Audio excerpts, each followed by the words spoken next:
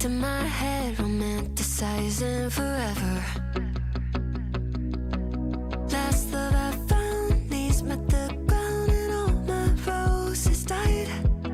Swore I was through, but looking at you, I think I changed my mind. Yeah, let's fall in love for the fun of it. Dive in at first and all of it. Oh, what a rush, looking into your eyes, playing it off like it's different this time. Let's break our own hearts for the fun of it. One look and I'm dying to run the risk. I'll live in your head for the rest of your life. Oh, won't you be my hopeless Valentine? My God, don't we look good together? I should be running away, but so what, whatever. Oh, last love I found, knees met the ground and all my roses died. Swore I was through, but looking at you, I think I changed my mind. Yeah, let's fall in love for the fun of it. Dive in at first and all of it. Oh, what a rush, looking into your eyes, playing it off like it's different this time. Let's break our own hearts for the fun of it. One look and I'm dying to run the risk. I'll live in your head for the rest of your life. Oh, won't you be my hopeless Valentine? Oh, won't you be my hopeless Valentine? Oh, won't you be my hopeless Valentine? You're a bad idea. Oh, but every time I see you, all reason and logic cut their losses. Yeah, let's fall in love for the fun of it. Dive in at first and all of it. Oh, what a rush, looking into your eyes, playing it off like it's different this time. Let's break our own hearts for the fun of it. One look and I'm dying to run the risk. I'll live in your head for the rest of your life. Oh, won't you be my hopeless Valentine? Oh, won't you be my hopeless Valentine? Oh, won't you be my hopeless Valentine?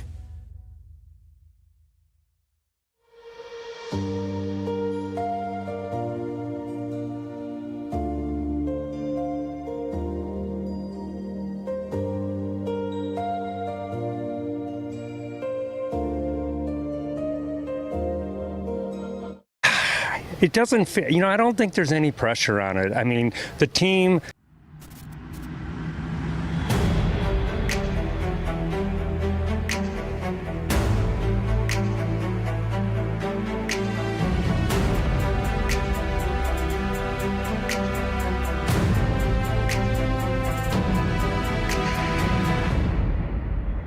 Rise up, no matter what's in my way. Rise up, I will do what it takes. I will keep on fighting. I'll rise through it all. Rise up, no matter what's in my way. Rise up, I will do what it takes. I will keep on fighting. I'll rise through it all. Rise up. Rise up.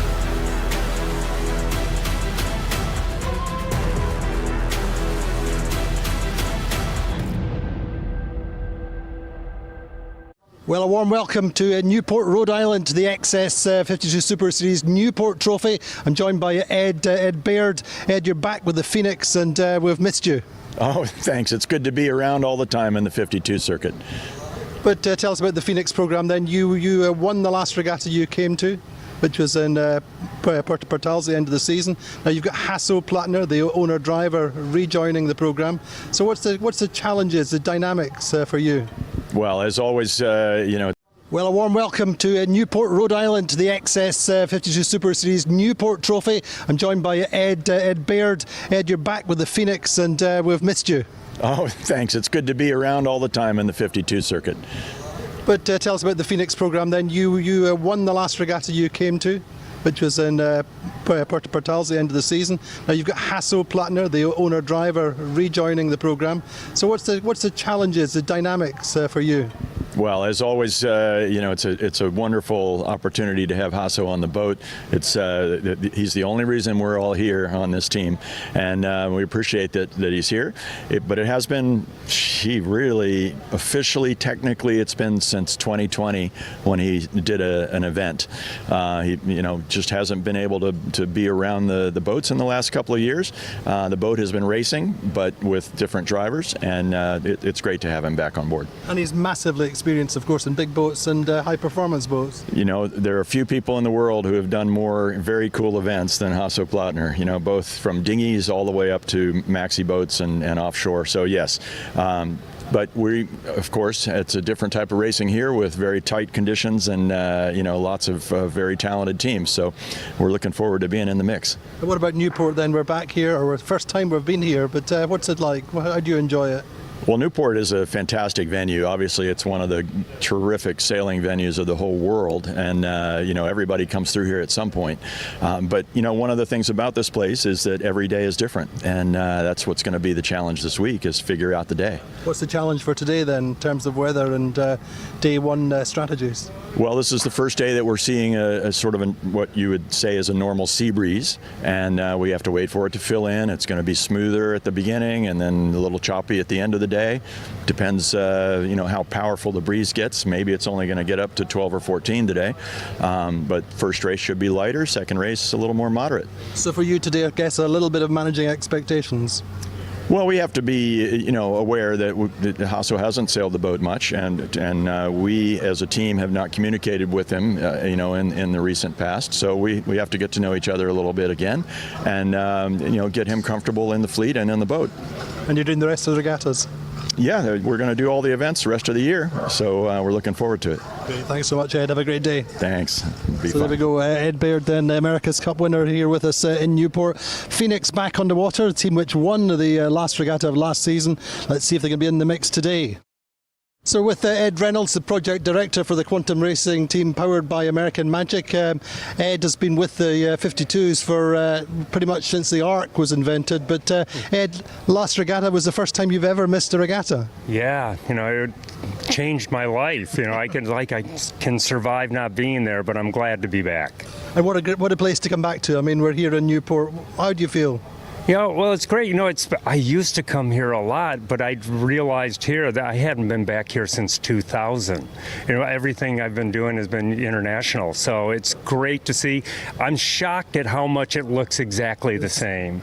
But when you get out there, you see the boats, you leave the harbor. This is the epicenter of sailing in North America. It's like being in Disneyland. It is. It's amazing. Every time you go by a boat, it's like, oh my God, that's a 12 meter from the 40s, and on. Just the history is amazing. Now, your team, of course, is representing the yacht club, the New York Yacht Club. How does that feel in terms of added pressure? It doesn't feel, I don't think there's any pressure on it. The team, we have such a young team, and the energy on it is just so positive all the time. I don't feel it having any more pressure. I think we do what we do, and we've got a great culture on the team. So I think we're going to have a great regatta. But it's very much a sailing town. Everybody in the supermarket's talking about Super Series this week. Yep, everybody. And we have so many people that are flying in just to hang out and see what it's all about. So, which is really great. That's pretty cool. But what about the debrief after Palma? You were just so close in the end, and it's about closing on the last day, Harry Melges was telling me. Yeah, we've had 2 or 3, since we started with the younger group, opportunities to close out a regatta the last day, and we haven't. We're still on the podium, but, that's, it's a learning process of how, we manage these events and manage the point totals, and I think we're going to close a couple out here this year. Obviously only at the second regatta of the season, but it's about the long-term game. As Terry always used to say, it's a marathon, not a sprint. Exactly. It's all risk management, getting off the starting line, being fast. It's such fundamental sailing. That's the thing I love about it. It's just fundamentals. And here it works. 50 races, all count. You don't get to throw anything out, so you've got to be consistent all the time. So what's the quantum brief surfing this morning, day one of the regatta?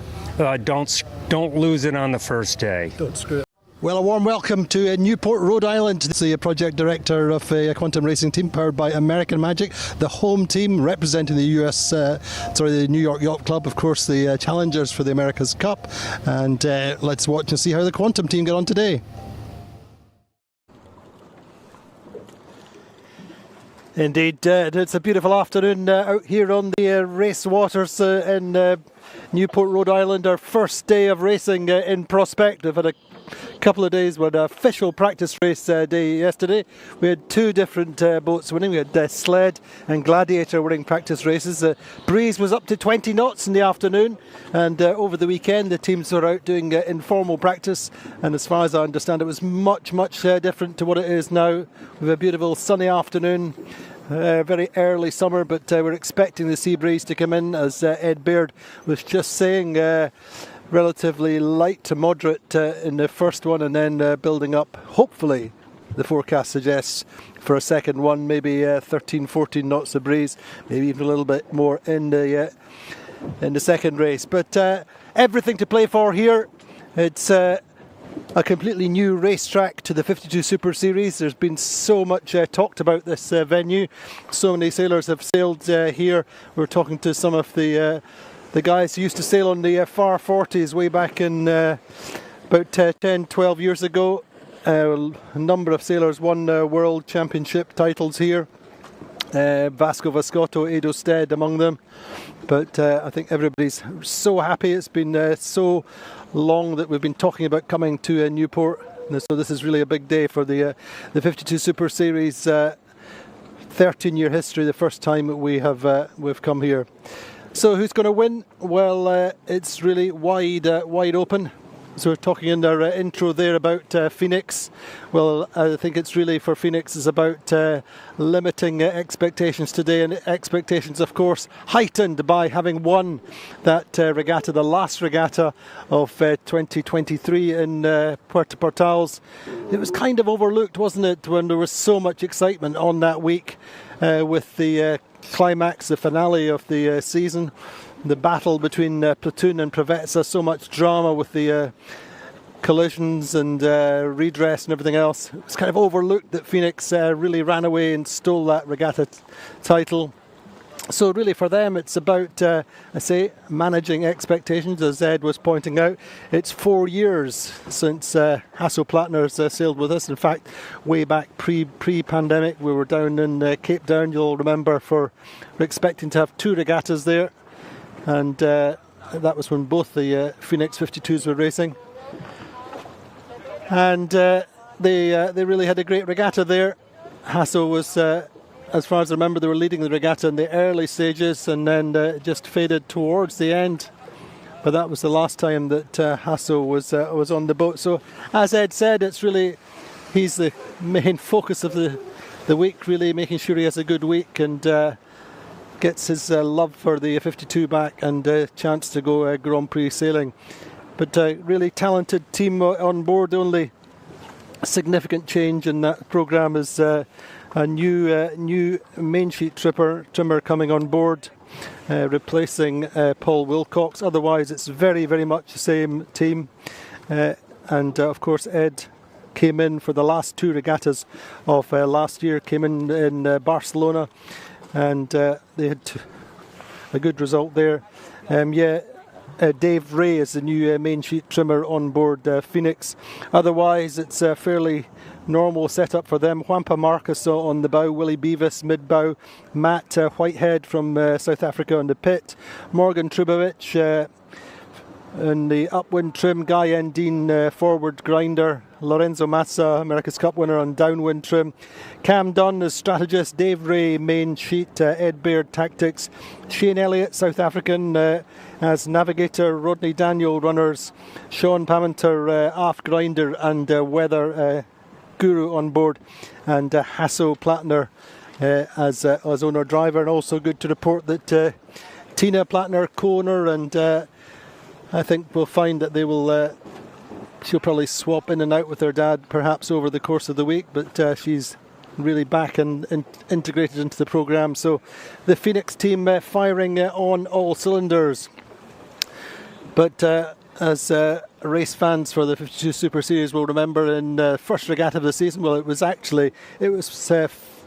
Provezza who won.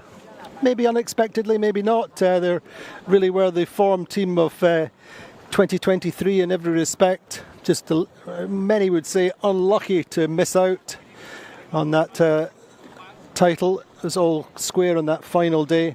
But Provezza came in and won the first regatta of the season. And then, as we all know, they're now in between boats, launching a new boat in Puerto Portals once we finish with these two events in the USA. There'll be a new Provezza joining us then. So they're between boats at the moment, and it's really obviously their challenge for the 52 Super Series title is pretty much annulled as of now. So really you've got to focus on quantum racing powered by American Magic. They ended up finishing just 2 points adrift in Puerto Portals, as Ed Reynolds was saying in that interview, and Harry Melges also yesterday was saying that really they're sailing very, very well. Loads of young talent, loads of energy in that programme, loads of talent, but it's only been their final days that have let them down. I say they were only 2 points adrift in Puerto Portals, but they had a pretty strong regatta one way or another.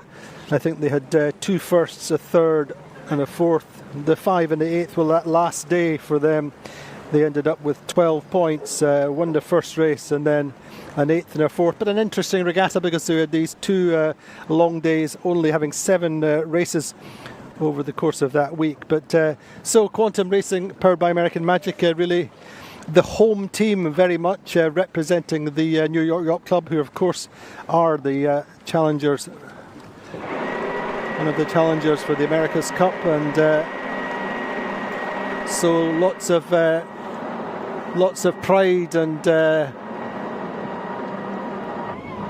passion on board the US flag team. Won the 52 Super Series 5 times now, last in 2022, and nobody talking about the pressure of representing the home club. It's all about just, as Harry Melges and Victor Diaz de Leon said, it's really about just making sure they do their jobs well to the best of their abilities and enjoying the week, and then making sure they can hopefully close out. But they must be one of the favourites to win the circuit this year. As Ed Reynolds said, it's all about consistency.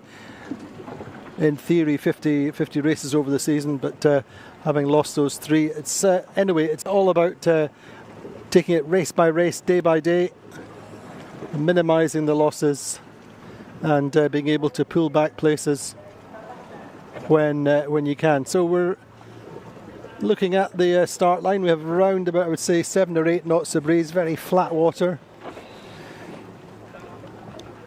Wind axis, I think, was around about 210, 215.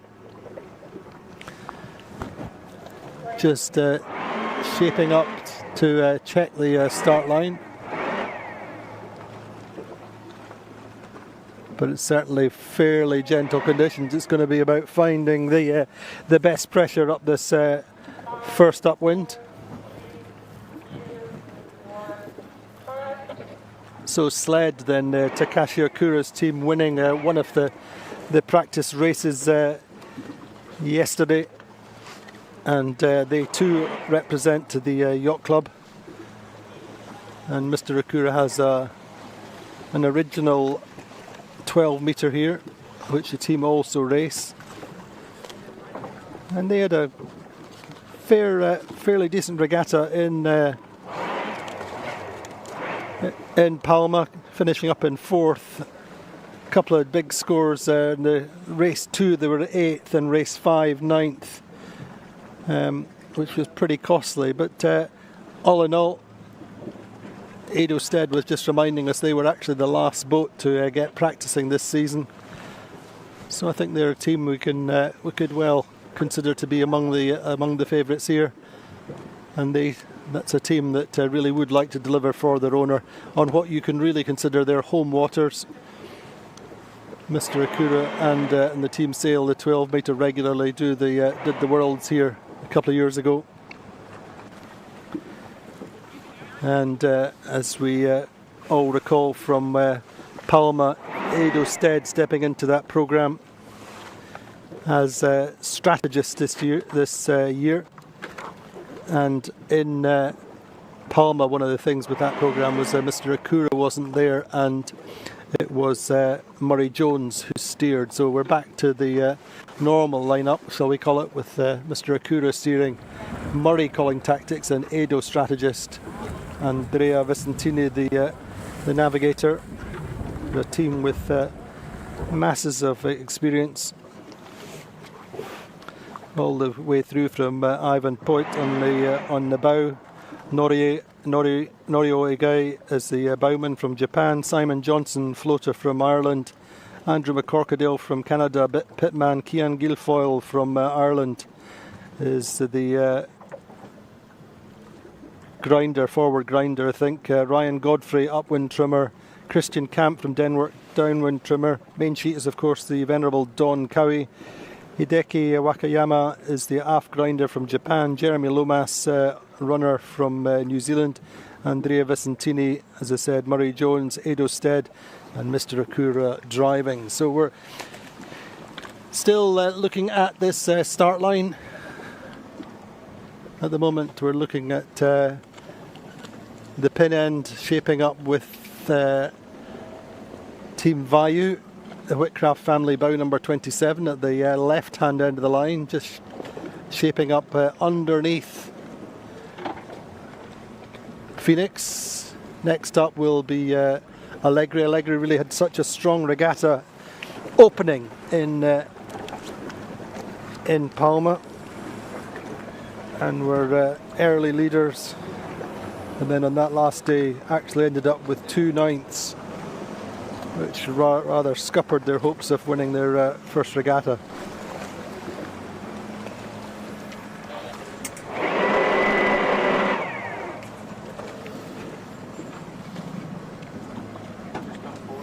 So a little bit scrappy on the line just now, but Vayu going for the pin end of the line. Quantum Racing bow forward, quite nicely positioned, sled building power just to leeward of them. And actually Phoenix have a nice little gap coming forward on the line nicely. Gun goes.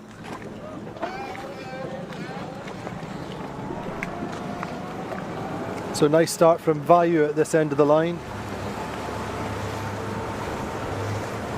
I think we're all clear. Top end of the line, closest committee boat. We had Interlodge, one of the local boats, Austin and Gwen Fragaman. It's Austin this week.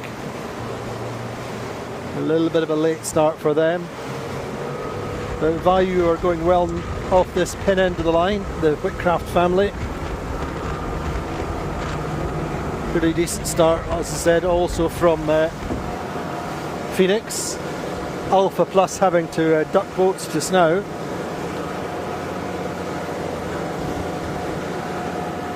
So as I said, that shaped up. It was pretty scrappy start compared to what we've seen in Palma. A few boats a little bit line shy. Good start from Quantum Racing, powered by American Magic. They're really into the groove in the middle of the group, already bow forward. Probably about a boat length ahead just now. Platoon Aviation to windward, but certainly a slightly second rank start from them. Sled nicely positioned, I think, just the weather of Quantum actually sailing a little bit higher. And Vayu have got the legs just now on Phoenix, able to squeeze up to them. Now Platoon have had to tack out early. Gladiator doing much the same as I believe they did yesterday. when they won the practice race then, taking the early tack out to the right.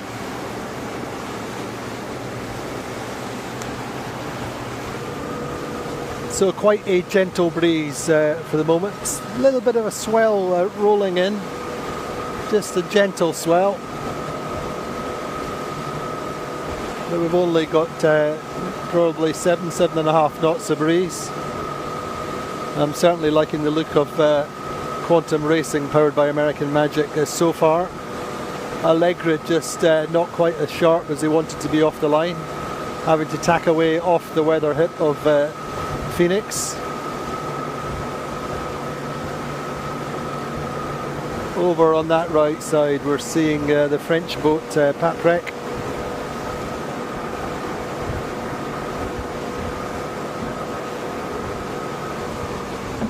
Gladiator looked quite decent.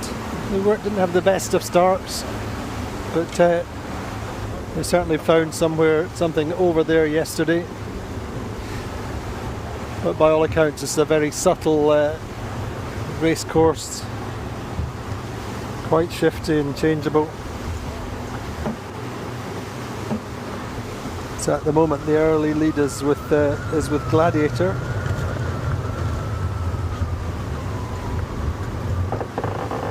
Gladiator, Interlodge, Alpha Plus and Paprec over on the right side.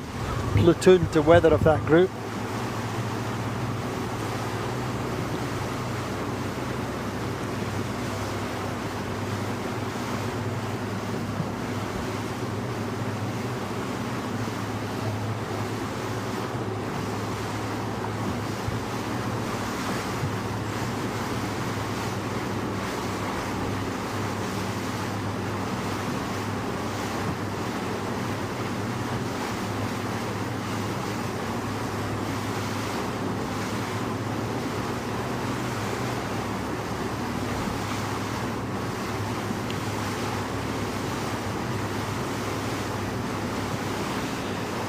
So speed's fairly even through the fleet.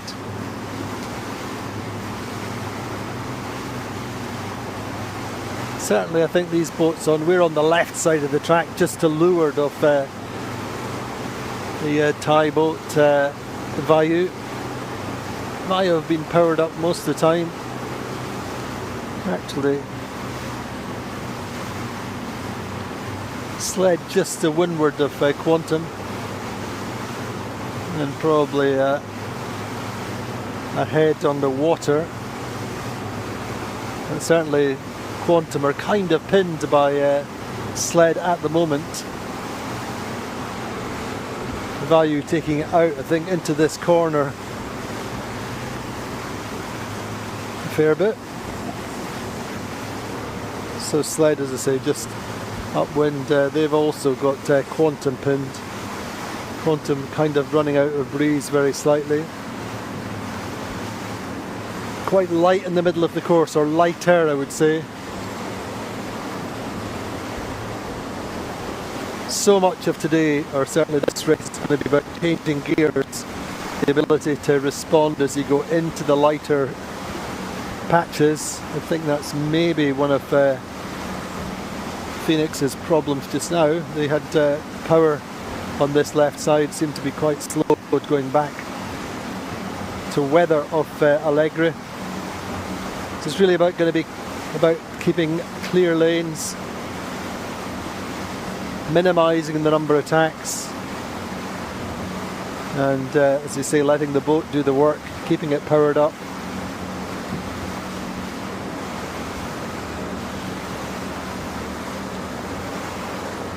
So we're into race one here at the 52 Super Series Newport Trophy, supported of course by XS, who have a varied and interesting guest programme running through the week at this beautiful, beautiful venue.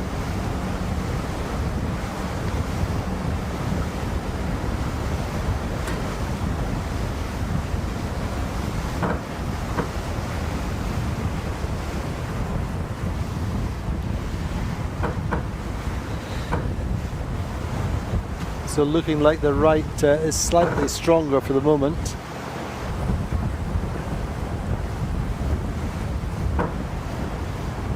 Though Quantum in the last minute and a half, couple of minutes have moved clear of sled. Just this very streaky, gentle breeze. You just get slowed for a period of time as you get into a light patch. I think that's what happened for sled, but Quantum really keeping the boat nicely powered up. A little bit more heel on.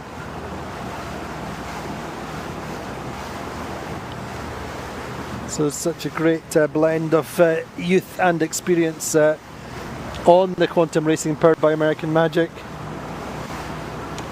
Whole group of America's Cup winners on board, and you'd have to say potentially the America's Cup winners of the future, perhaps. So Victor Diaz de Leon and Nevin Snow, the tactician and strategist, with a good relationship. We could see the chemistry between them was evident in Palma. Old college friends and rivals.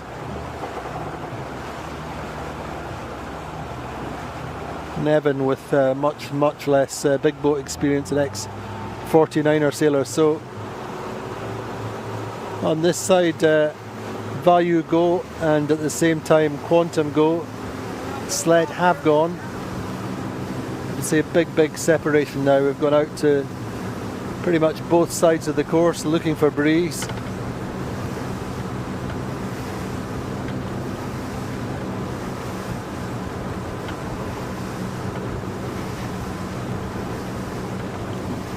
So Value, you can see legs in, legs out, just keeping the boat powered up as best as possible. Certainly we know that Value, a 2015 boat, is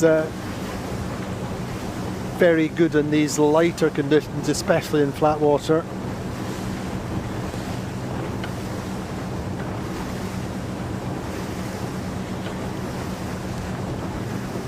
So it's big separation way across to that right side, where Platoon Aviation are probably now the best on that side.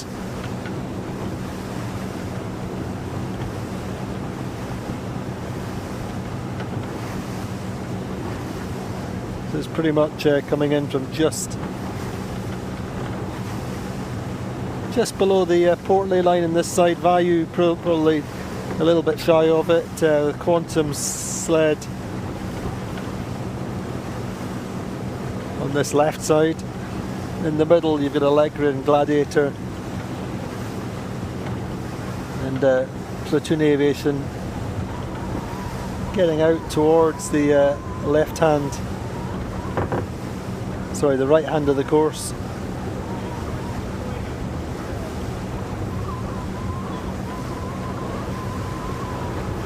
Phoenix have done well.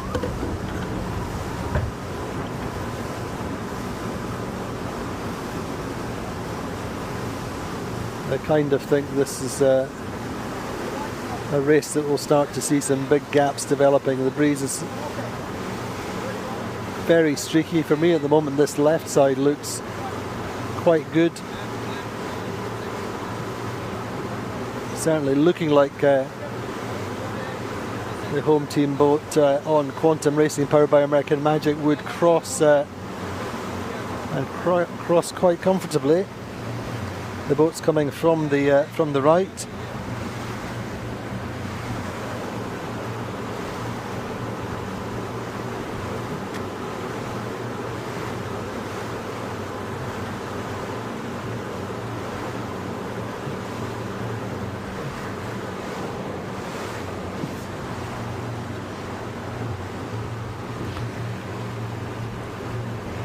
So interesting though, Interlodge did not have a good start, but going well on that right side. Cameron Appleton is the tactician on board, a Kiwi, but he's telling us he's lived here in Newport for 17 years, so he does know the waters quite well. But as ever, all of the afterguard saying, well, everybody's sailed here just about as much, as is very often the case. Even though they're local and live here, it doesn't mean to say they do a massive amount of sailing, since most of them are travelling the world to main top international regattas and races.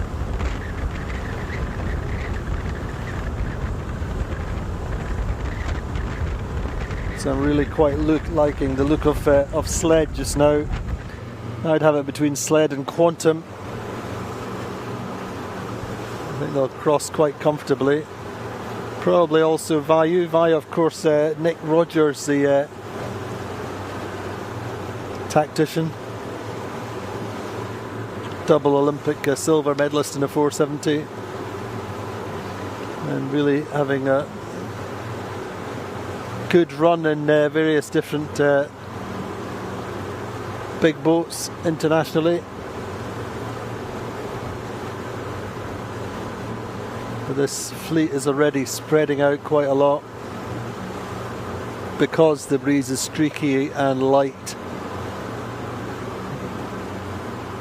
You'd have to give, so far, certainly give credit to Sled and Quantum really for picking their way up this quite streaky first upwind. It's been all about keeping the boat trucking, keeping it moving, keeping it powered up. I like the look of Sled actually. They're set up in this breeze.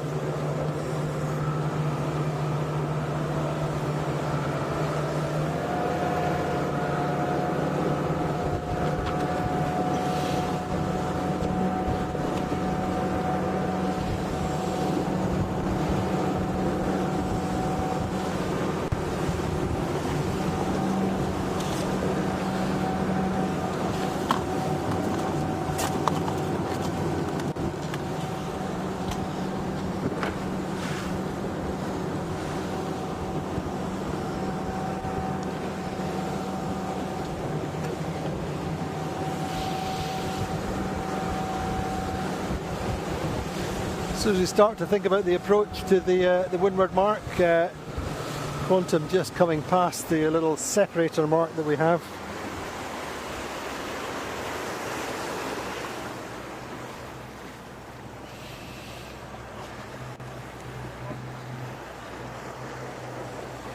They were pretty much the two best boats off the start line.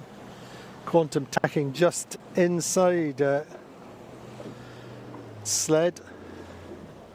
Just a little bit slender on ley line, I would say, Quantum. Just very slightly. But should have the pace to just shoot the mark.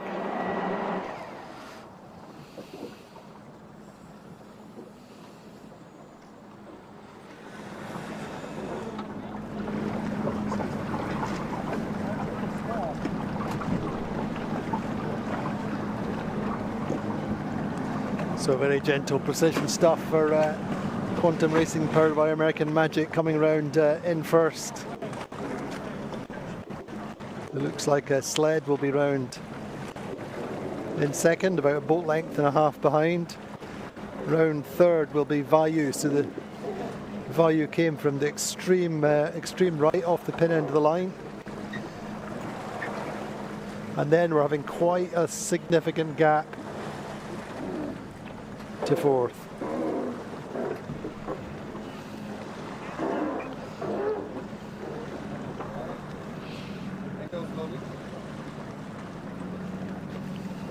Slowly. Looking like it will be a platoon aviation potentially, but quite a big gap.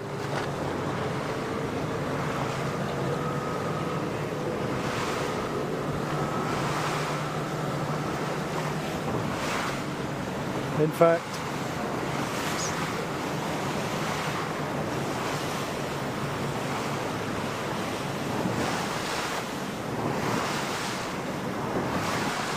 just waiting for the next boat, which is going to be Platoon Aviation, and the top three boats are already heading downwind on the first run as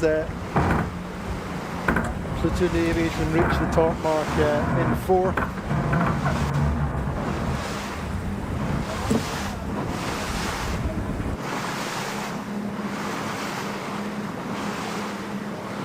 So it's looking very much like this could be a three-cornered fight, and that's it. Such is the gap, but you never know.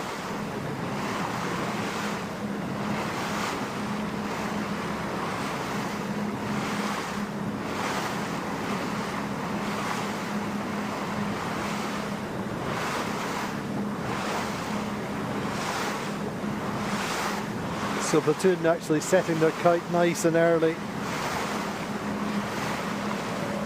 Then you have Phoenix in 5th, Allegra 6th, Alpha Plus in 7th, and then three boats overlapped at the mark. They would be Interlodge, Paprec and Gladiator.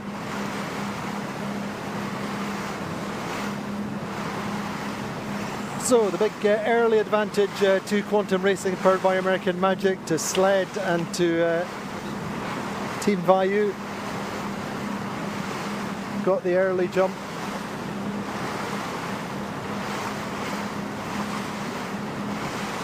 But as I say, gentle conditions. It's all about precise trimming, keeping the boat powered up, paying great attention to the trim and the setup of the boat.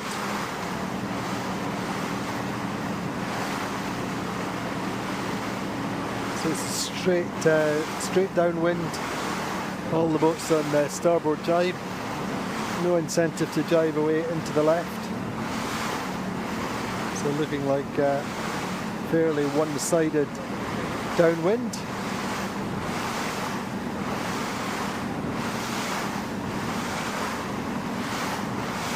And Phoenix chasing Platoon Aviation.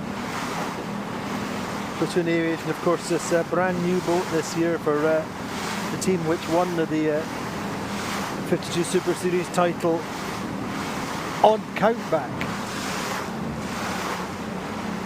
for 2023.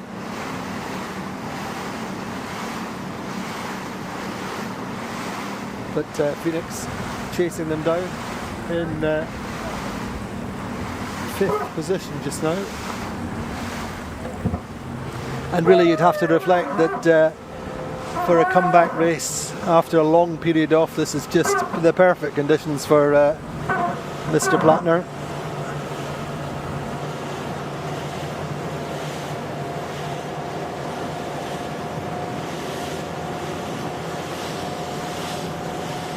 I think the breeze maybe going slightly ahead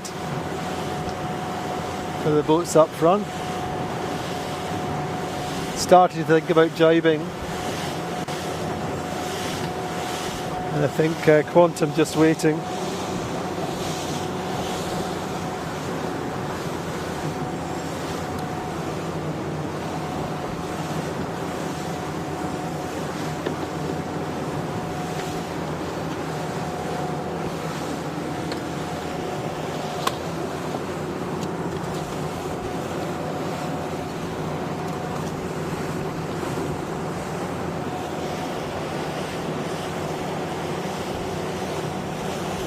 Still the breeze is much the same as it has been, maybe just a few little puffs starting to build. I can see just some little gusts rolling down towards the fleet.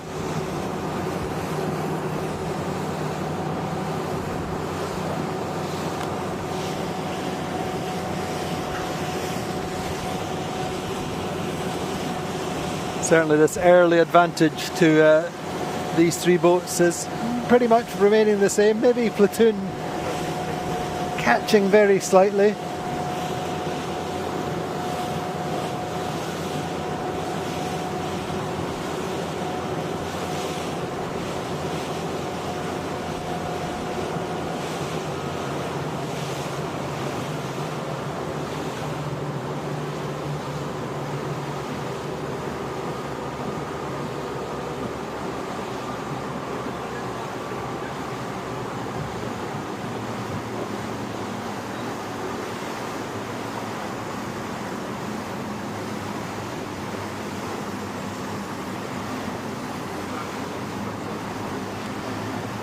Not too much change then. It's very much follow my leader down this run. Speed test as much as anything.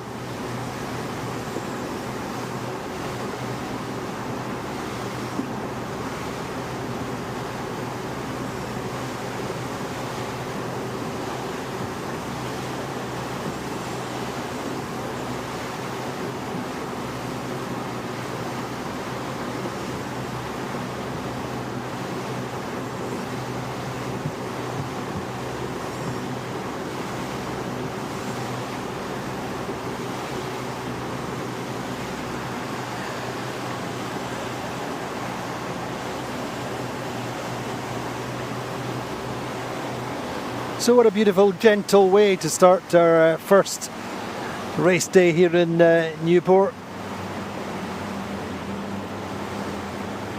So obviously different to the Mediterranean venues we're so used to.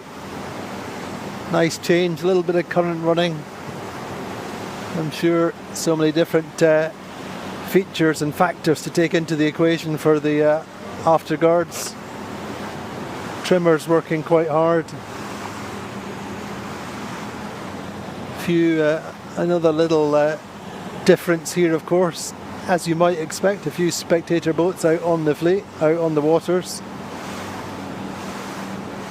Now, of course, this is, as many of you will know, this is all part of the annual regatta, the 170th annual regatta for the New York Yacht Club, which really runs through the weekend. Friday, Saturday, Sunday, and I think we expect about 150 boats. So the leaders then starting to jibe. Quantum followed by Sled, Bayou jibe.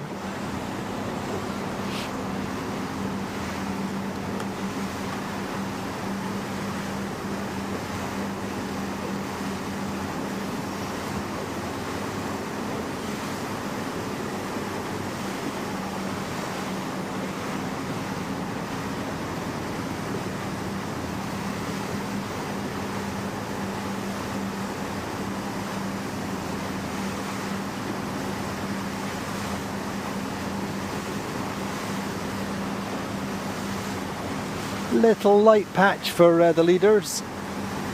You can see it on the water, just having to keep the trim perfect. Try and just ghost through it. You can see breeze on the other side. Just all the time, little zephyrs, little puffs coming down the course from different directions. It's all about knitting them together as best as possible.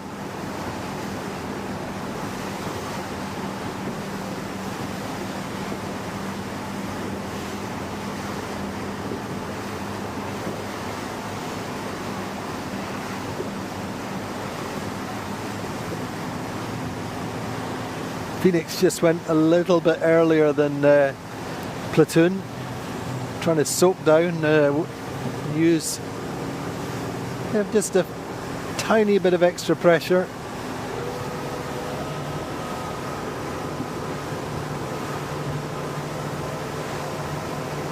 But it's certainly not high speed sailing so far.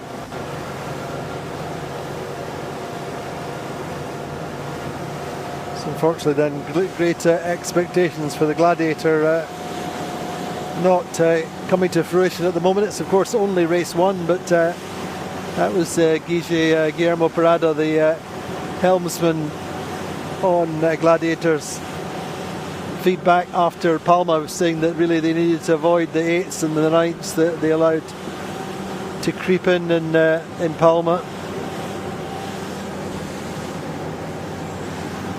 It's not the start they wanted.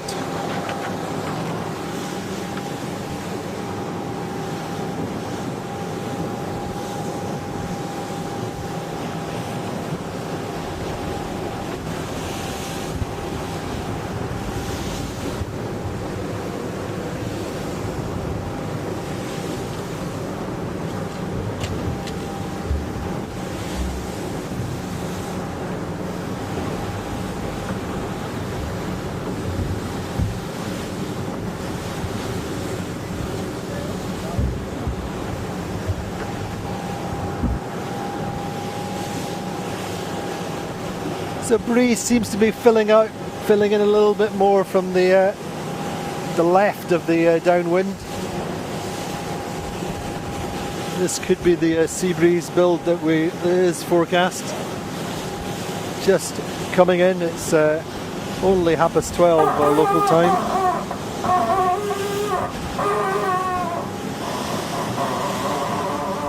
So starting quite early here. The 12 o'clock starts each day. And just to remind you, Friday will be a chance for the teams to compete in the club's annual round around the island race, which is not a series race, just a chance to participate and have a bit of fun. Does make the week quite long for the teams. Don't think anybody's complaining, but a little parenthesis, as they say, Friday, and then finishing Saturday and Sunday. Whoever think actually Quantum maybe has stretched just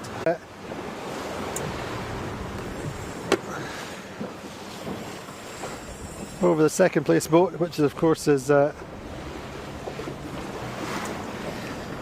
Sled. I know you're pretty, but I gotta take a photograph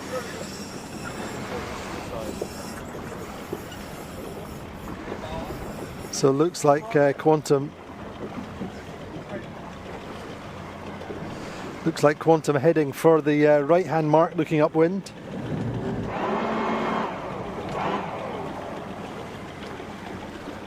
Followed by Sled and Vayu, Platoon Aviation, and Phoenix. Sled deciding to go for the option to jibe early and come into the left-hand mark. I actually see maybe a little bit of bias on this left-hand mark.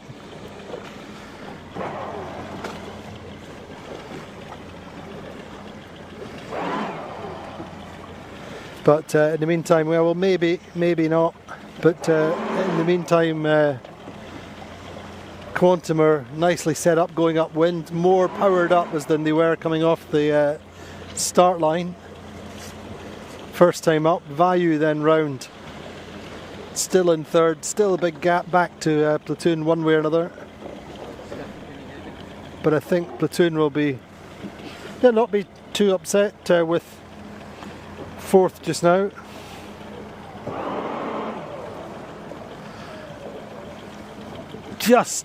They want a consistent regatta after disappointments in Palma with this brand new boat. Lacking time on the water with the boat.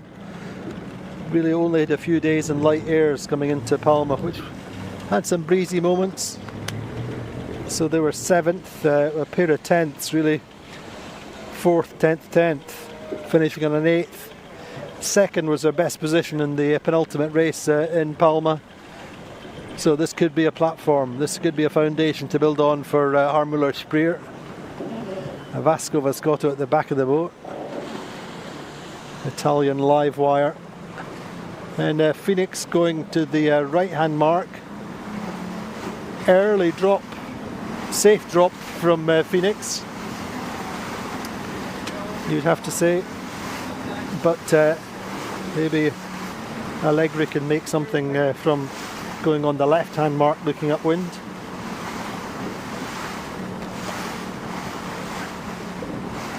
Alpha Plus in the mix, not too far behind Allegri. Sean and Tina Kang's boat from Hong Kong.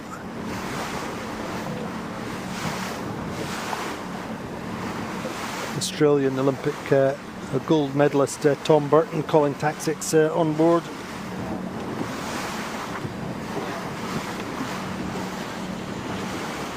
Head of Gladiator, Pat Preck and Interlodge.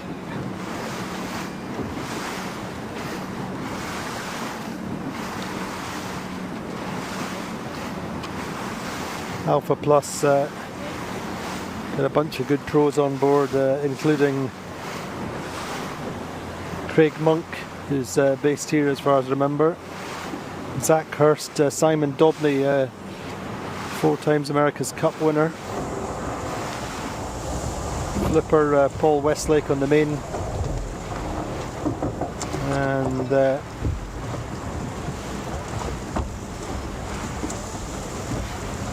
few others on the team. Leo Takashi, who's the helmsman's a young Kiwi out of the New Zealand Team New Zealand youth program.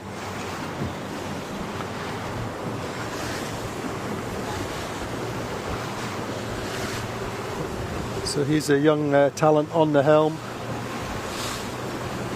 working well with Tom Burton.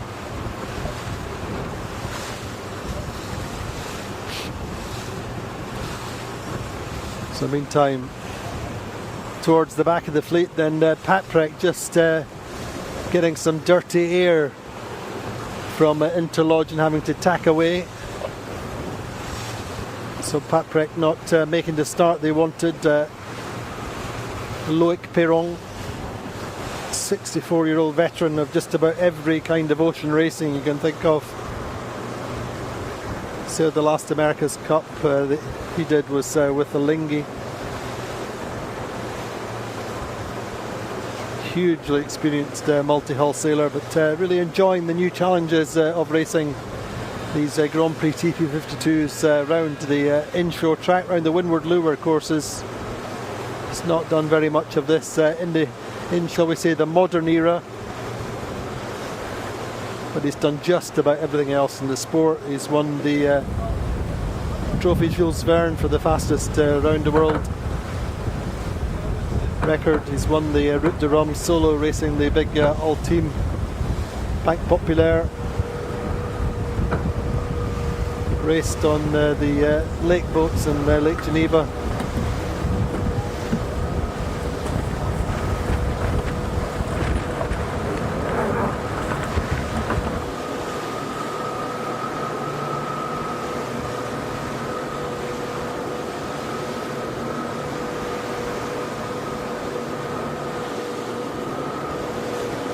So breeze is built up quite nicely now. Have probably 8.5, 9 knots of breeze, would you say, Ben?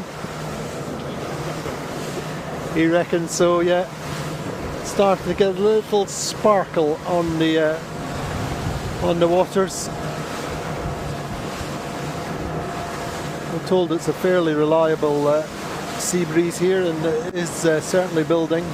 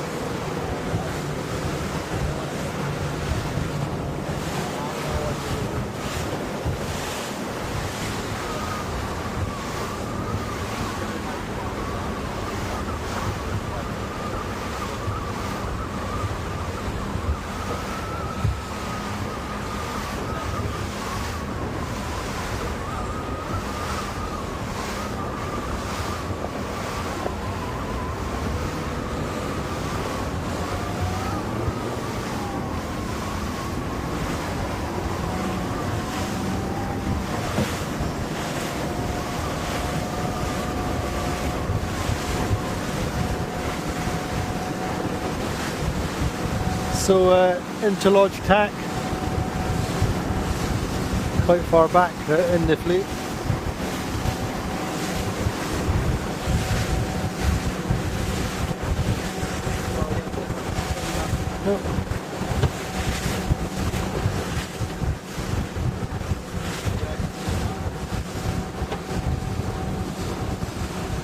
But I think Quantum extending in this breeze, getting into the breeze first as it builds, so opening out their gap.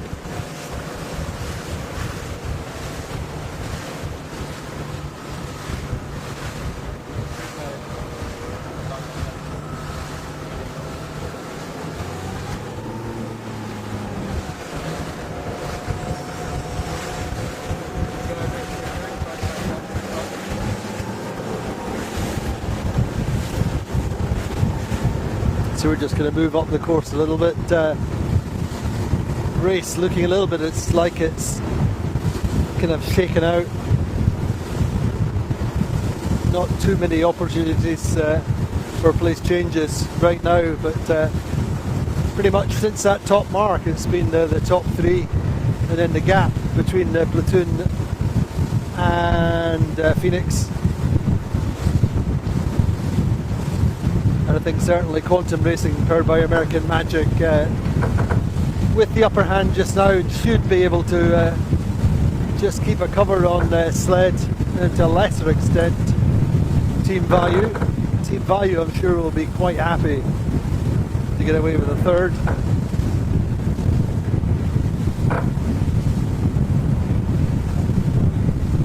And really it would be the perfect way for the hometown team from the New York Yacht Club to come away with a race 1 win.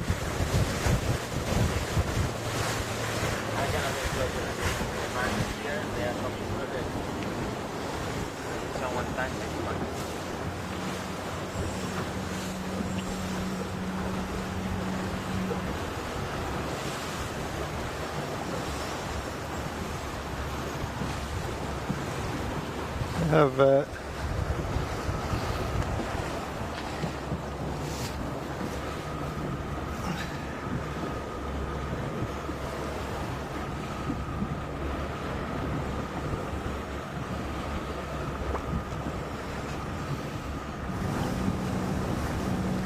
yeah, Value have broken out to the right a little bit, seem to be sailing slightly higher.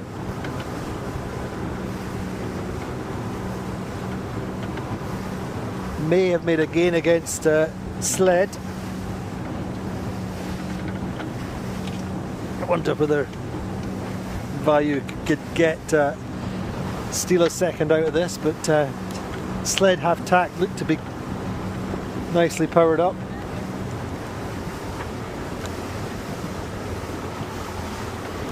But the fleet quite well spread now.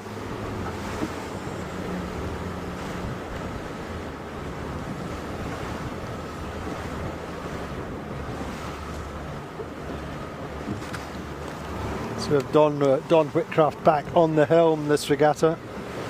Don and Dylan were doing an Olympic programme for Thailand in the 49er, and so weren't with us in Palma.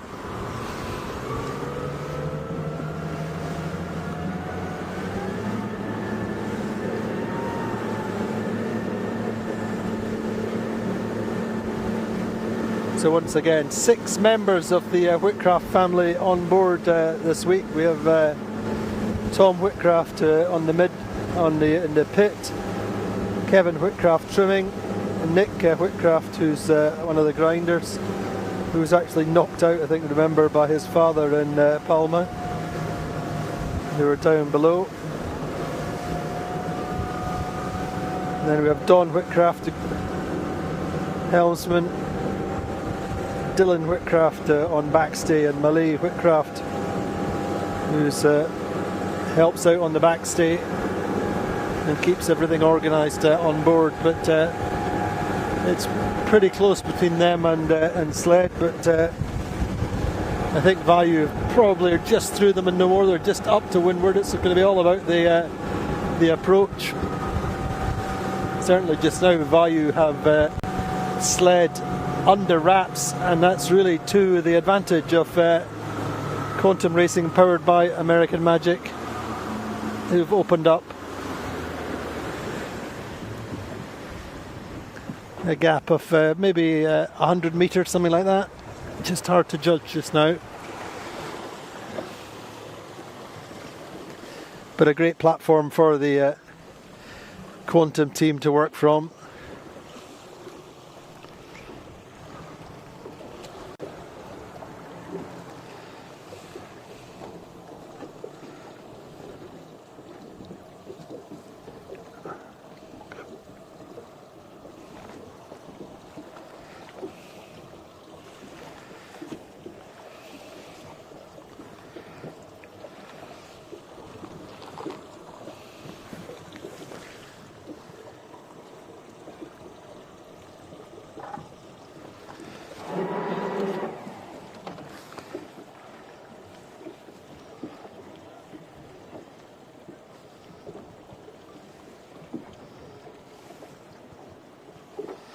So here we go then. Doug DeVos's team, Quantum Racing, powered by American Magic, coming round the top mark with actually quite a comfortable lead now. Bowman, Greg Gandel, they're setting up the kite.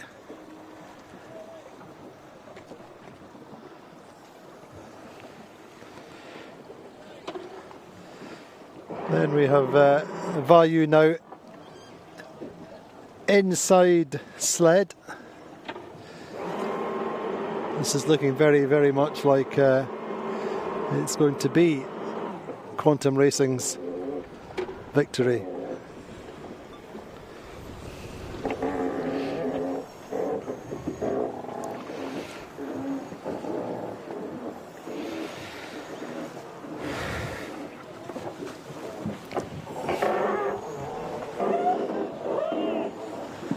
So indeed, Value lead of about boat length and a half now over sled. Don't know whether sled slipped up there. Adrian Stead with his hands on his hips.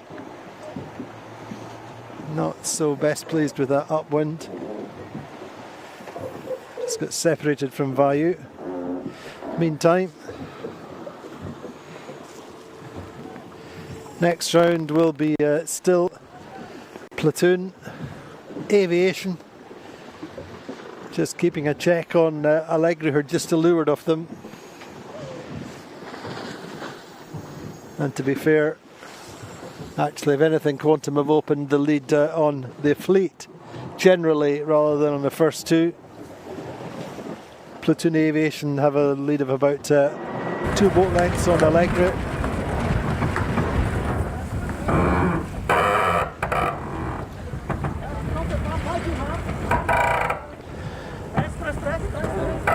Allegra chasing Platoon round this top mark. Allegra have got through Phoenix.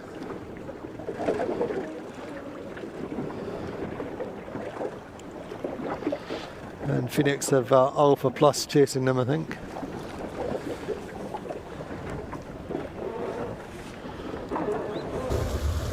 And further back we've got Gladiator, we have Interlodge, and then Patrick bringing up the rear. So quite a spread all the way through the fleet now.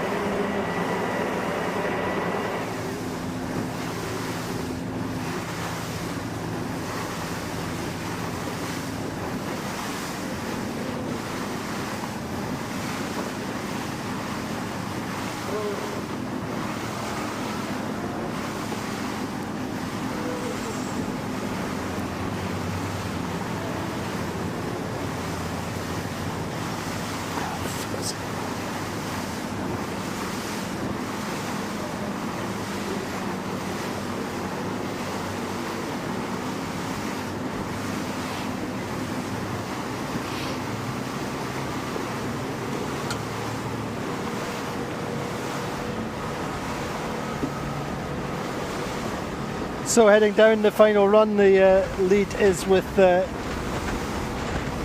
Quantum Racing, powered by American Magic, heading for the first win of the regatta. You'd have to kind of reflect already that they won it off the start line. They had the best start along with sled. Value nicely timed off the pin. 3 best starters, top 3 places at the top mark. And they've really led ever since. Breeze is pulsing down the course now at 9-10 knots. I think Phoenix will maybe rue losing Allegri on that upwind. But you know, they have to start somewhere in terms of getting back into the fleet. Missed the this is the first race of the season, of course, for Phoenix. They did practice in Valencia in I think it was March, April time, along with Provezza and the new Allegri. Had some time on the water then.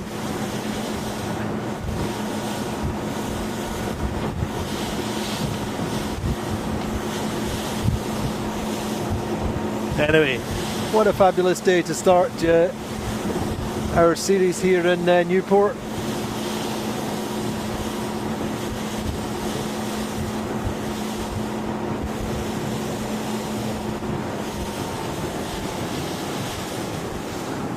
A special welcome and thanks to any European listeners who are enjoying their evening. Of course, the time difference with North America does not really work in favour, but it's also nice to bring the fleet to a different area. And as I said, it's going to be a fantastic showcase for the 52 Super Series to be at this prestigious club and their prestigious regatta.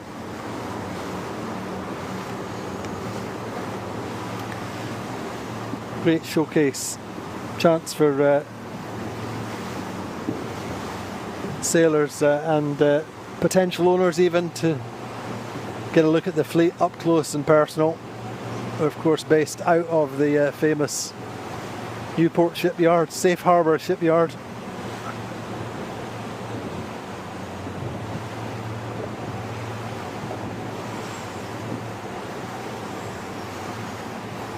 It's a nice early summer day here. Big skies, puffy clouds, flat waters, gentle sea breeze. So up to 20 knots yesterday. Quite sporty conditions for the certainly for the second practice race.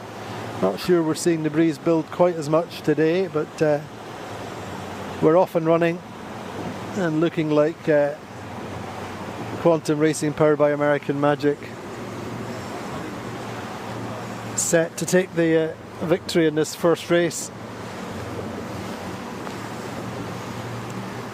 This potent mix of young talent, up and coming talent, and a bunch of America's Cup winners like Warwick Fleury, the legendary mainsail trimmer, Sean Clarkson, James Dagg, Piet van Nieuwen, who's an America's Cup winner, Matt Cassidy, previously with American Magic, long-time pitman, and Greg Gundell out in the bow. All long time core members of the quantum racing team. Now imparting their knowledge and experience to the younger generation, and doing a very, very good job.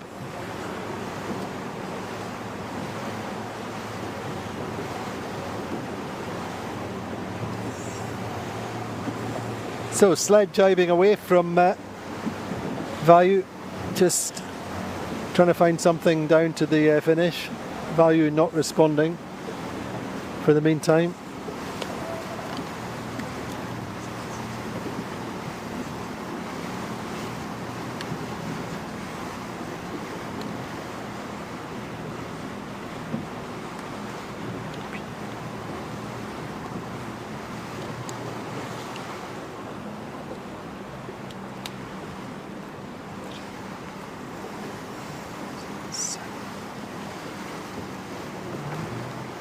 So interesting then, Value actually have run a little bit out of breeze coming down this way.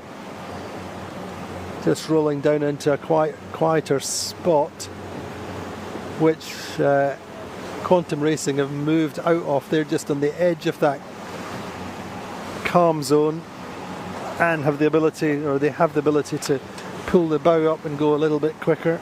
But I wonder whether this might give an opportunity for sled to steal back some meters. But maybe not. Value have picked up speed.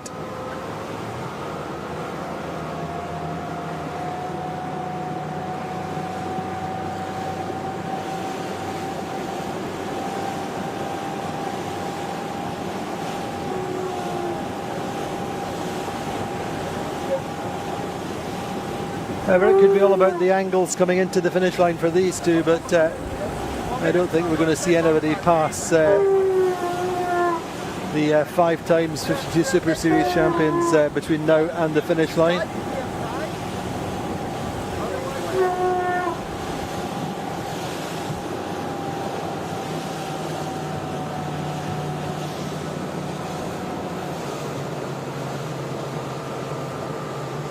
Best result for Value in Palma was 5th place, so this is going to be their best result of the year.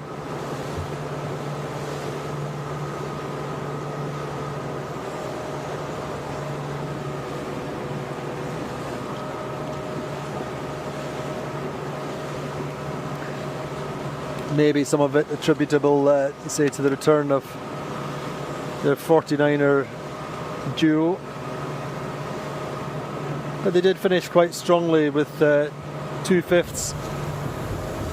They finished on the bottom of the table though, because they took a 3-point penalty in race 4 for a collision. So that cost them. They ended up on the same points as Alpha Plus in Palma Vela. They lost out on the on countback. Paprec were 8th, Platoon 7th, Allegra 6th, Gladiator 5th in the middle of the fleet. So you'd have to say the biggest movers and shakers then, since Palma Vela will be, on the evidence of this race anyway, will be Value. Certainly these are their conditions, if you want to say that.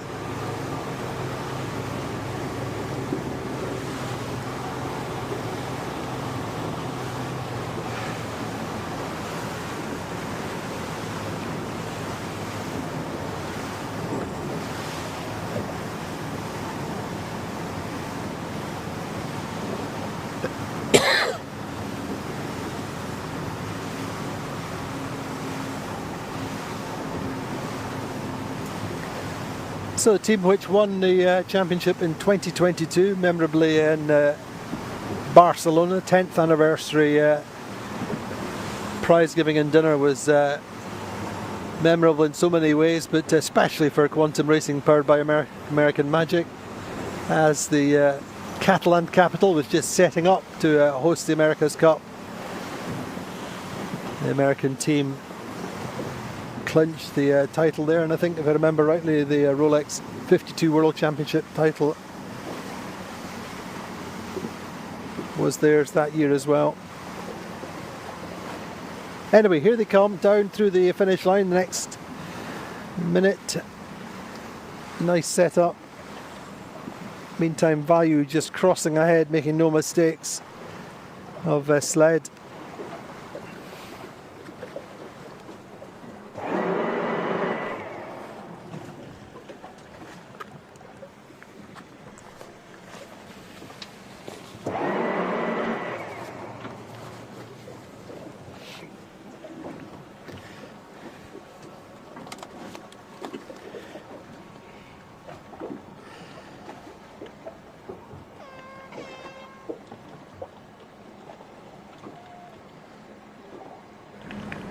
So Sled will be third, looks like Value second, Quantum Racing, powered by American Magic, take the first gun here in Newport for the home club, New York Yacht Club.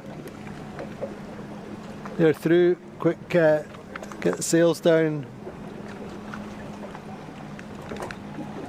Very quick debrief, food and drink before we roll into the second race, which I would imagine should go fairly quickly. It's only 1 o'clock. Target time always for these races is round about the hour, and indeed that's bang on. All credit to our race officer Maria Torrijo and her team. 1 hour exactly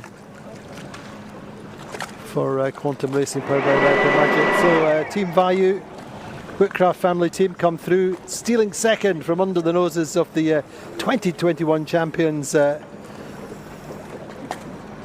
Sled. See Mr. Akura back on the helm, I believe. Maybe slightly disappointed to lose second to Value. But as Ed Reynolds was saying, so much of day one is about not messing it up. Don't lose a regatta on the first day. Just try to be consistent. Try to make it as difficult as possible for the other teams to get past you. Anyway, Platoon powered by Platoon powered by Platoon Aviation then. Harmless Spear, the defending champions. They reckon it would take them a couple of regattas to get fully firing with this brand new boat. Coming through for fourth, comfortably clear of Allegra. Allegra have come back into this race. We're not so good on the first upwind. Sebastian Ten Hag, the project manager and grinder, just looking back upwind just to see what's happening behind them. See how the fleet looks behind them, but they come through for fifth. Mid-fleet. That pivot point just mid-fleet. And Phoenix just end up on the wrong side of that mid-fleet line, if you want to call it that, but massive credit to them. Pretty solid first race. Hasso Plattner, first race since 2020 in Cape Town. Big smile on his face, perfect conditions to get back into racing these TP52s. Alpha Plus, good race for them, getting 7th, coming through in the next few seconds. And battle still going on for 8th, 9th and 10th. Actually, Paprec have got quite a nice lane. We're sailing quite deep into the finish line, but I think they're still going to end up probably with 10th. Battle between Interlodge and Gladiator. Still going to be close on the line, but it should be Gladiator should just get it on this right end of the finish line. KJ Parada pulls the bow down, just squeezes Gladiator through the line now, just ahead of Interlodge. So 8th for Gladiator, 9th for Interlodge, and it will be 10th for the French team on the Paprec. So that was a race which was really won off the start line, I would say, for Quantum and Sled and Team Value. Value started off the pin with good pace, and nobody at that end of the line could really live with them thereafter. Quantum started more towards the middle of the line and were already a boat length clear of most of the other boats after a few seconds, included the exception being Sled, which started to weather. But if you remember then, at that top mark, 3 boats were well clear and really were not caught. The only change being Value getting through on that second beat to take second and Sled third. So that's our race number 1. Join us again in a short while for race 2. Say it should roll fairly quickly. Breeze is still in. We don't know whether Maria, our race officer, will wait for the breeze to build slightly more. So it's only just on 1 o'clock local time. So no big rush, but she'll have plenty of local input advising her what the wind is likely to do. But anyway, thanks for joining us for race 1. Join us again in a few minutes for the second race. Palm Beach Motor Yachts is proud to support the XS52 Super Series Newport, Rhode Island Trophy. The competitive spirit and drive for excellence is at the heart of all Palm Beach Motor Yachts. It's a privilege to showcase our 2 flagship models, the beautiful Palm Beach 70 and the exhilarating Palm Beach GT60, built using our proprietary V-Warp technology, delivering class-leading speed, performance, and unrivaled fuel efficiency. Experience a true yachtsman's powerboat. PalmBeachMotorYachts.com.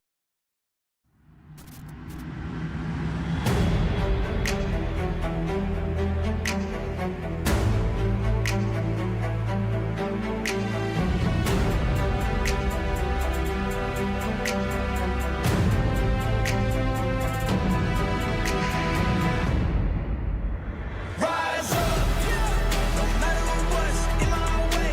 Rise up, I will do what it takes.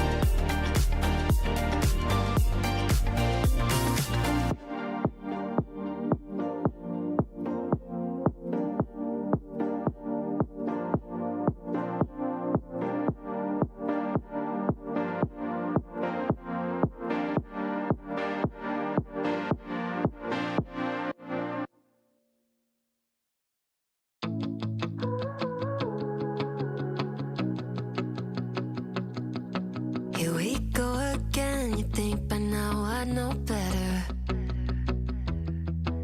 Locked in my head, romanticizing forever. Last love I found, knees met the ground and all my roses died. Swore I was through, but looking at you, I think I changed my mind. Yeah, let's fall in love for the fun of it. Dive in at first and all of it.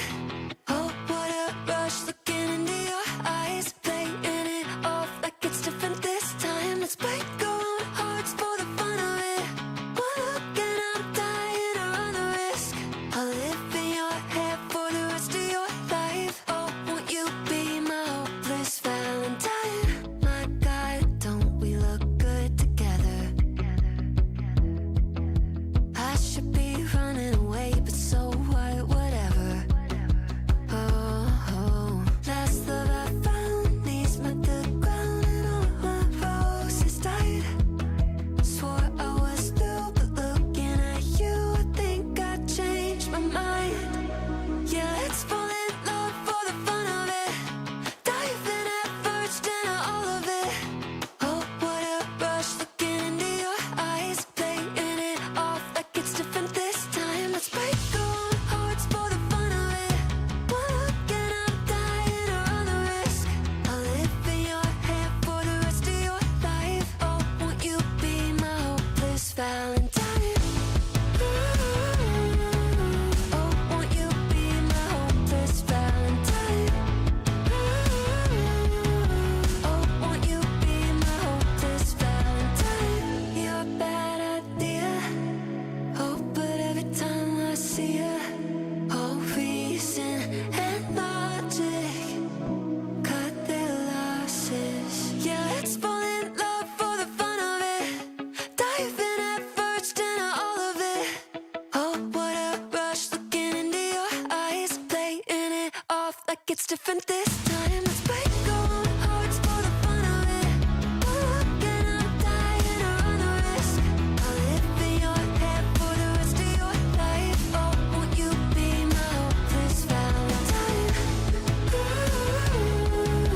Oh, won't you be my hopeless Valentine? Oh, won't you be my hopeless Valentine?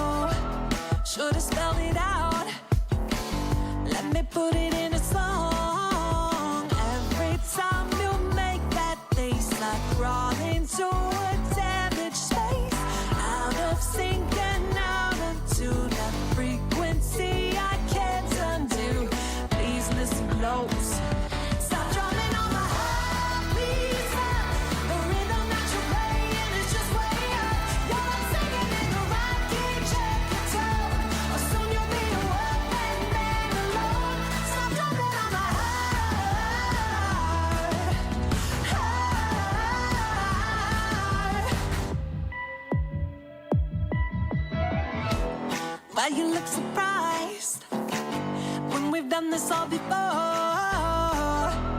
I'm not sure the highs really make up for the lows. When words don't work and I get hurt somehow, I feel like I'm the worst. Manipulation overload, but babe, this time I'll steal the show. Please listen close. Stop drumming on my heart, please stop. The rhythm that you're playing is just way up. Come on, sing it in the right key, check your tone, or soon you'll be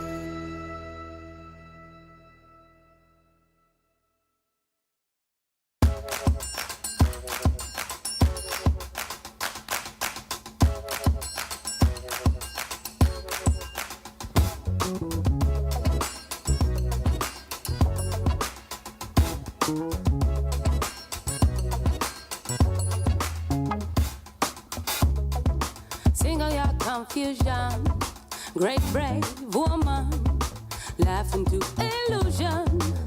You're not afraid to die, you know dying is alone. Down or up, you're still alone. Laughing or crying, you roll alone. How do you do it? You know I come from pain. You say I can't complain. It's on me. The past is on gone, and the future's unknown. You are telling me, tell me. You are telling me, you tell me.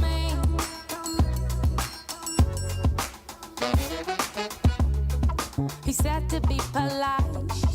The only way to get what you want, the only way they like you, is to stay in line and follow the crowd.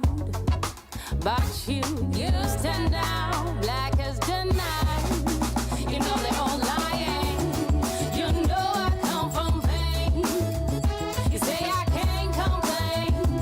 It's on me. The past is long gone, and the future's unknown. You are telling me, you tell me.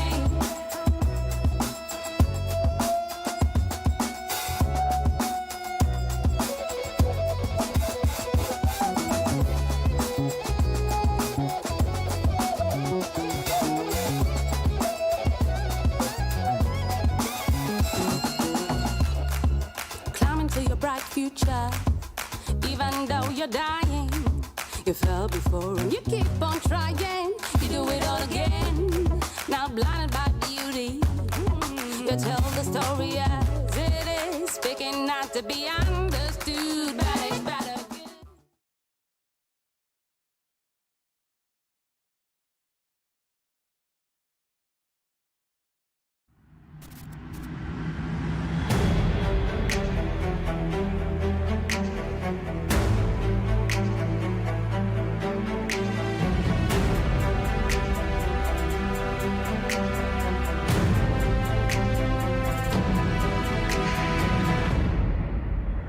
Rise up, no matter what's in my way. Rise up, I will do what it takes. I will keep on fighting. I'll rise through it all. Rise up, no matter what's in my way. Rise up, I will do what it takes. I will keep on fighting. I'll rise through it all. Rise up. Rise up.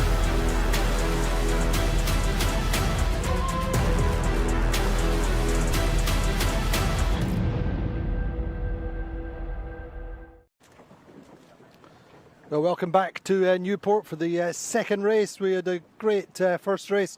Breeze is built possibly, very slightly, certainly not come in at the forecast of more than 10 knots, but still probably just wavering on 9-10 at the moment. But all credit then to Quantum Racing, powered by American Magic. Take the early initiative, winning that first race. And that was all about getting off the start line. So lessons learned for the different teams. They've got to be sharper off the line. A few nerves, I think, first time round. But also credit to the second and third place teams. Sled were really in the match all the time, as were Value, who took their opportunity on that second beat. And Platoon Aviation showing just a little more sharpness. They had a good start, but went to the right early on. The left was strongest, and that's what set the order at the top mark, first time out. So Breeze angle, the access for this second race is 2:10, much the same as it was in the first race. A 1.6 mile beat, which is very much commensurate with this wind strength. We have, I say, 8-9 knots of breeze. And it could be very much a repeat process in terms of the course geometry. Was slightly one-sided on that first upwind, No real serious place changes through the fleet, other than Allegra getting through Phoenix. But a good return to the circuit for Hasso-Plattner, the veteran owner-driver of Phoenix. Great to see him back in the fleet. He has been missed, and hopefully we'll see him at each of the next 3 regattas. Of course, we come here again next month for the Rolex TP52 World Championship, and then return to Europe in August and September for the Puerto Portals Regatta, and for this finale for the season in Valencia. So, setting up for race 2. Change of plan for the Gladiator, who are now down at this pin end of the line. Windward end didn't work for them the first time out. Worked for them yesterday on the practice race that they won. So it's always an interesting dynamic for the Gladiator team, with Guille Parada, I think, sharing some of the tactical choices from the helm, but working with the owner, Tony Langley. I don't think it's giving any secrets away to say that the Gladiator team were on to a local expert, Tony Ray, earlier on in the day, just looking for some final last-minute local knowledge. So we're coming into the start gun, final seconds. Gladiator and Alpha Plus shaping up for the pin end of the line. It's all going to be about the speed build and time on distance for Gladiator. The gun goes, Alpha Plus quite far for, actually all clear. Good start from Alpha Plus, in fact.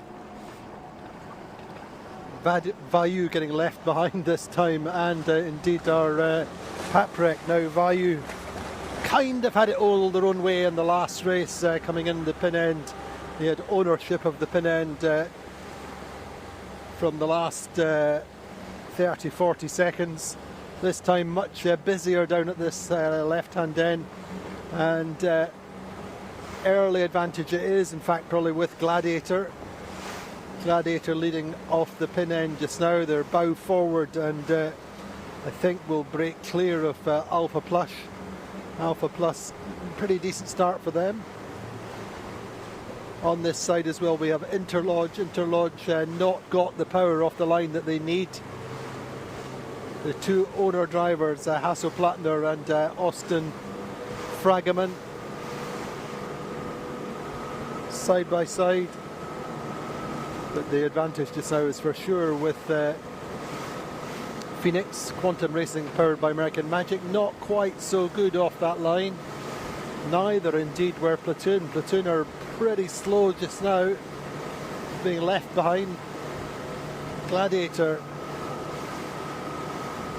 have got the bit between their teeth. It's all about time and distance, and making space at the pin end and building speed. You want to come off the line at max speed, ideally at max height, but less so if you're at the pin end. You can afford to drive for speed with no one below you. And Gladiator have a lead at this end of the line, at this end of the fleet, left side. They've jumped clear, probably a boat length and a half clear of Alpha Plus. You have Gladiator quite nicely powered up for the meantime.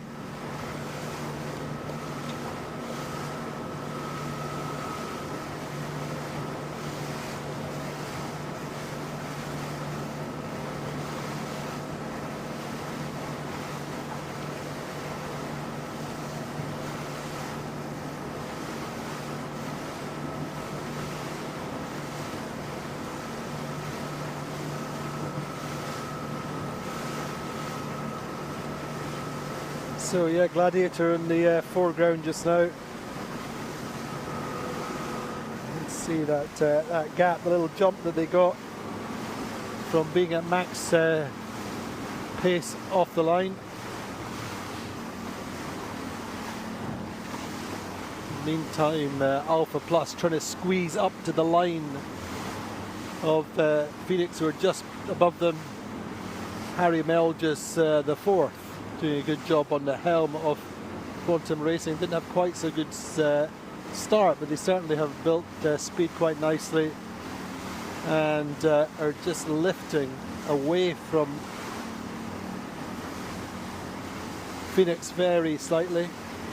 So Platoon Aviation have a little bit of work to do this time.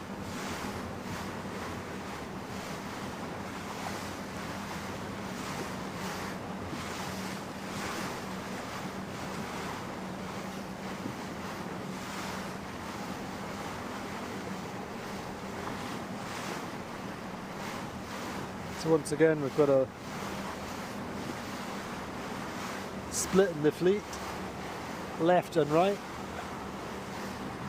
and the big change from last time is seeing Gladiator on this side. Little pulses of pressure rolling down the course towards us. Maybe some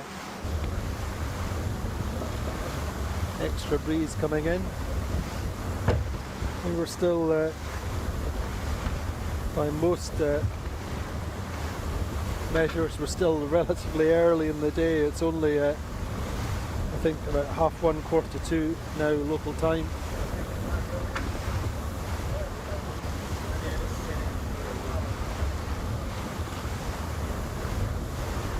Gladiator, then the crew started to hike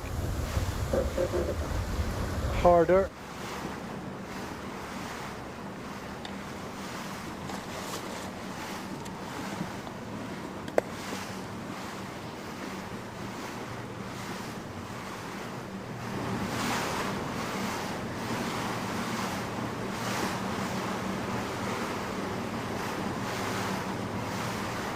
Gladiator Guy Parada on the helm, 4 times 52 Super Series champion. Was one of the reasons he was recruited to the Gladiator program.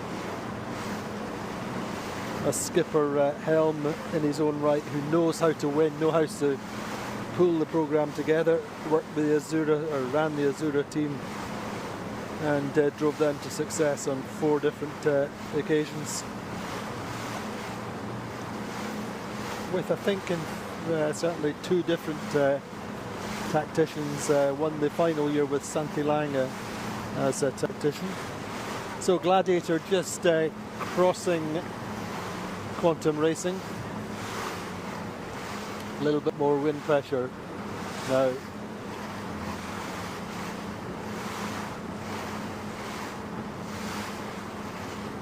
Breeze is slightly less streaky, more even across the course.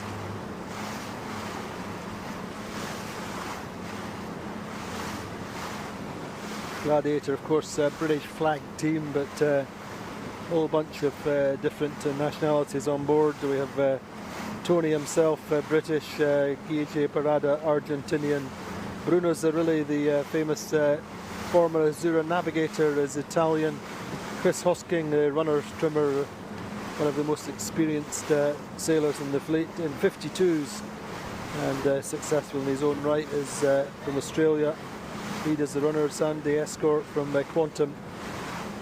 From New Zealand is on the main. Joey Newton from Australia. Upwind trimmer Simon Fry, stir fry. Downwind trim. Carlo Huisman from Holland is the aft grinder. Francesco Scalici, forward grinder. David Vera is in the pit.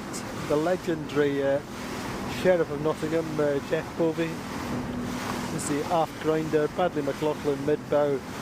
And Matt Cornwall, cat flap, up there on the bow. They're well clear, I would say, now from Quantum Racing.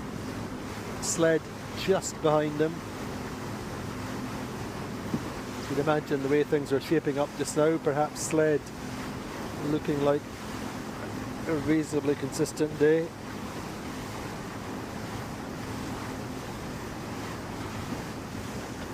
Certainly our tracker liking that right side where Platoon and Patrick are.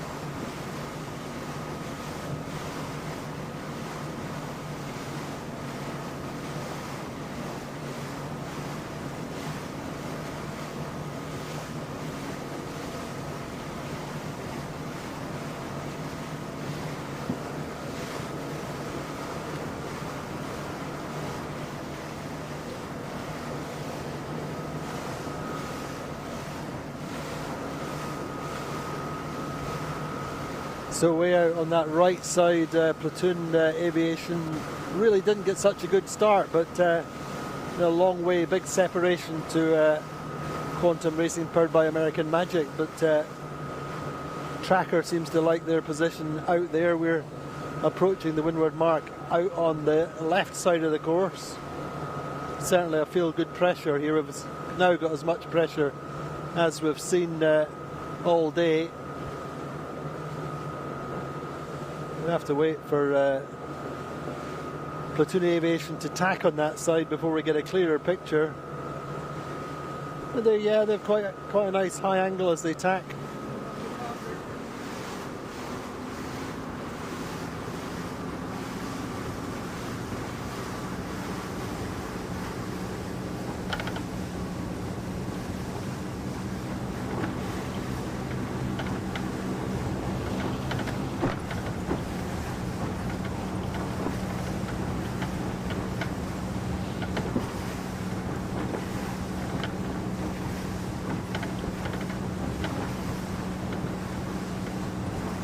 So we're watching now closely as Gladiator and Platoon Aviation converge.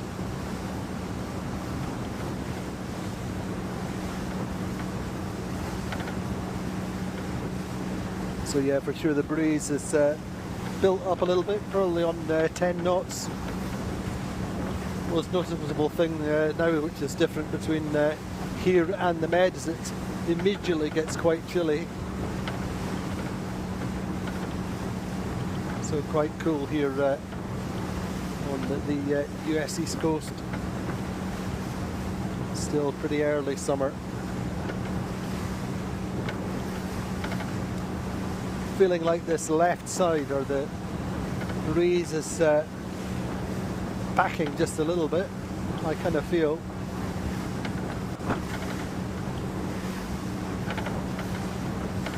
Anyway, Gladiator going well. Sled in the mix.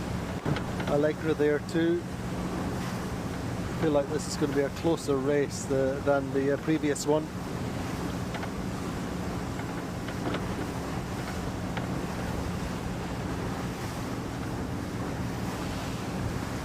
So we've got four new recruits to the Quantum team this year.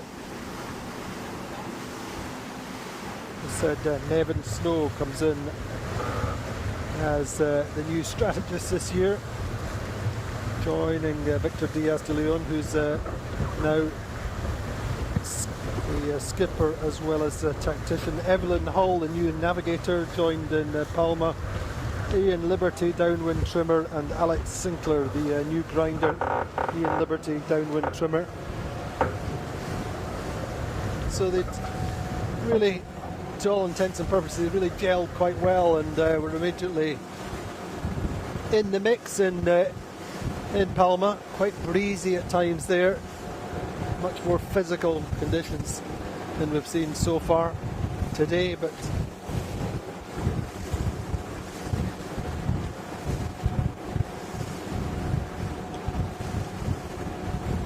we're now fully hiked, max power on the rail.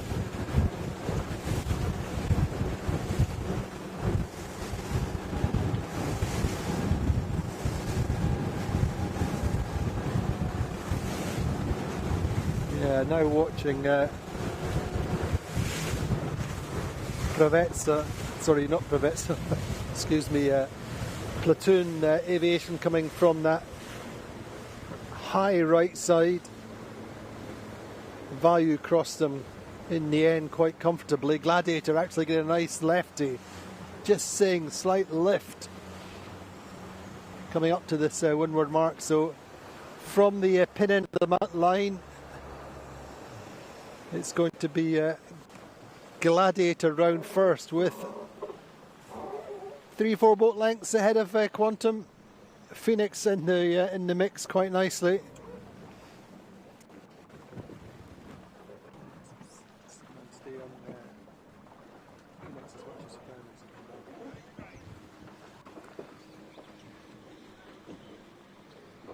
So now then, Quantum will be round in second, and at this rate will be our end of day leaders.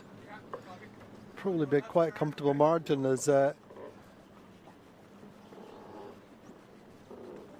Sled are a little bit further down in the fleet on this raid. So too Value coming in on starboard, but actually Sled are going to get, Phoenix are going to get round this mark, I think, in third place. Just tacking inside Allegri.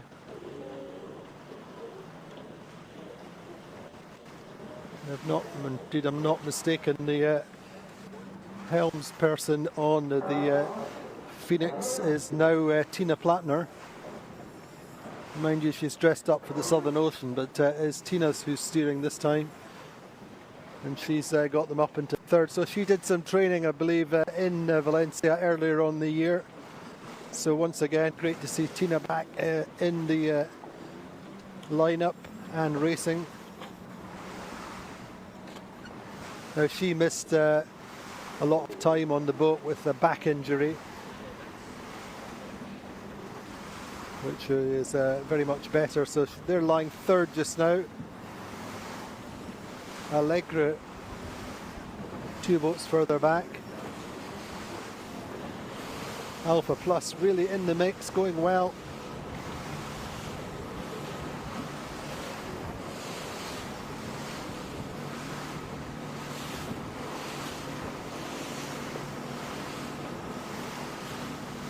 But really a much closer race this time, although steadier breeze, I think, less streaky on the upwind. But that lackluster start really for Platoon going out to that right side has cost them. Certainly didn't make any gains and end up in 8th place just now. Paprec 9th. Interlodge in 10th. You kind of look at this at the moment and just think this could be quite a, unless you can achieve a level of consistency such as we're seeing so far from Quantum, this could be a very much an up and down regatta. You know, typically, example being Gladiator, poor first race, good second race.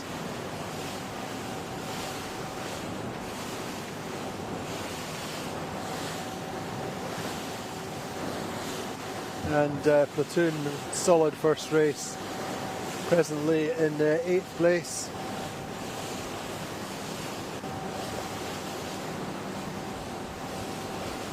And all in all, then the Thai team, the Whitcrafts, having a pretty good day.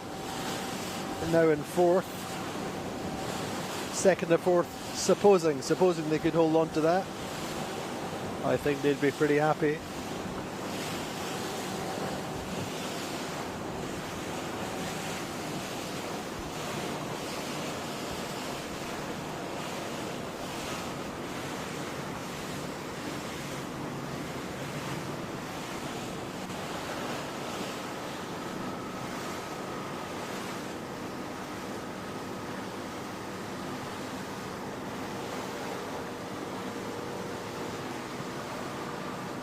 So you speak to any of the Phoenix team about Tina Plattner, and they just talk about her laser-like focus, really able to concentrate, shut out all the noise round about her, and sails the boat very quickly.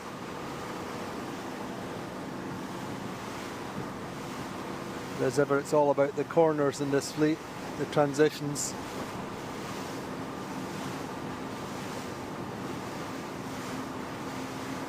And right now, I'm being chased by Value. And Alpha Plus are 2 teams from the Asian subcontinent, side by side, as in fact they were at the end of the last regatta in Palma.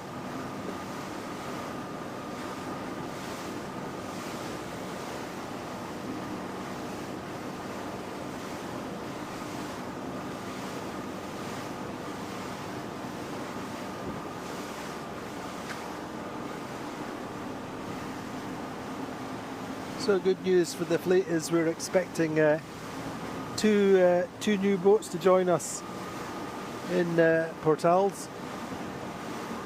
Two new teams, one with the former Prevezza, one with an older Gladiator. So certainly loads of interest in the 52 Super Series round the world. And if you talk to our class manager Rob Wheeland, he'll tell us that the biggest problem just now is finding good competitive boats.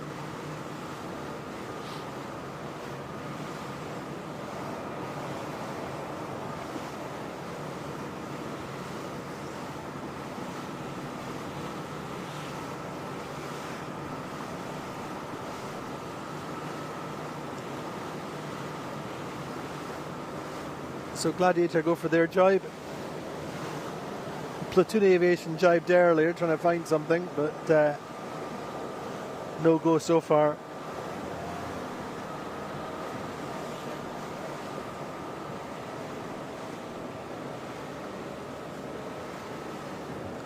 So if you just joined us, we're on the first run, race 2, here in beautiful Newport. We're racing on the offshore courses.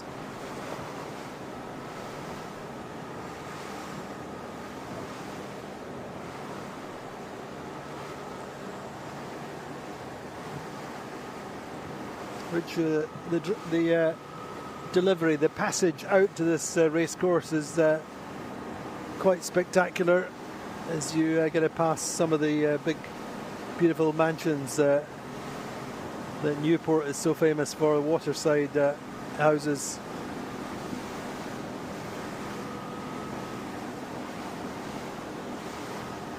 Anyway, Gladiator jibe, Quantum go on a little bit further.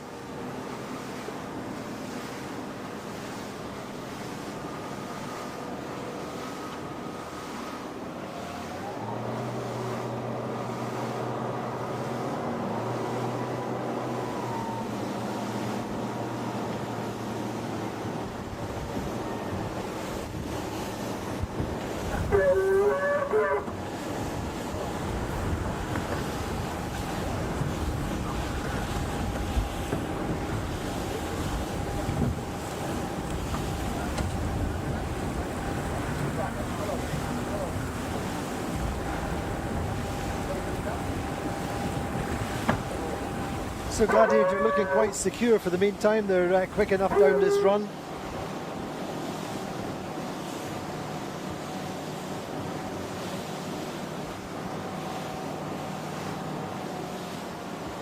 Phoenix going well as well.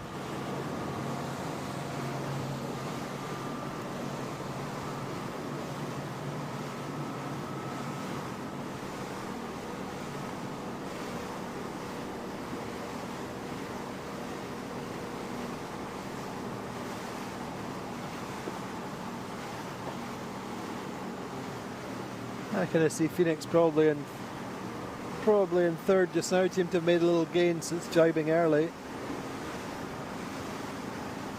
Ed Baird is such an accomplished tactician. Obviously, and as helm won the 50 Super Series title 3 times with Quantum.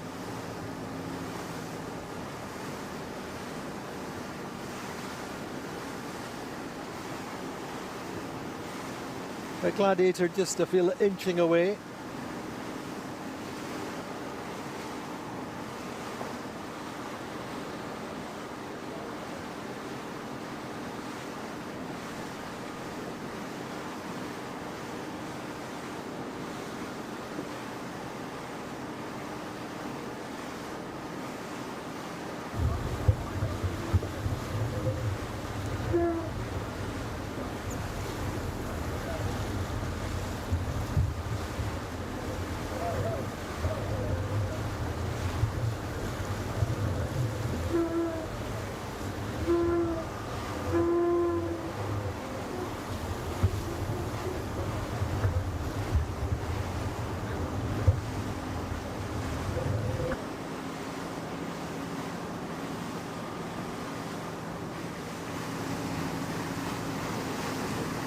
Getting down towards the Lower Gate.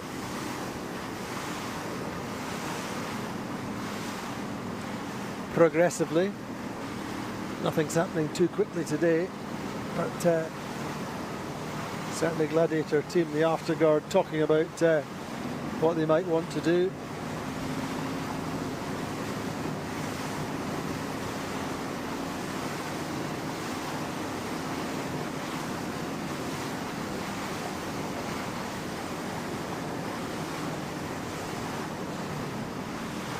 So it's 10 boat fleet, 7 different nations represented. As I said, privates are dropping out temporarily as they build a new boat. So we're losing Turkey but gaining South Africa.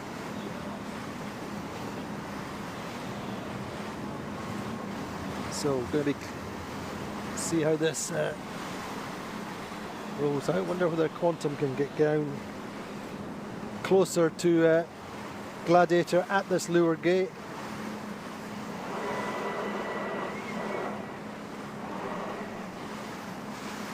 Yeah, I think they're probably closed up a little bit, but they're Gladiator going for the left-hand mark, looking upwind.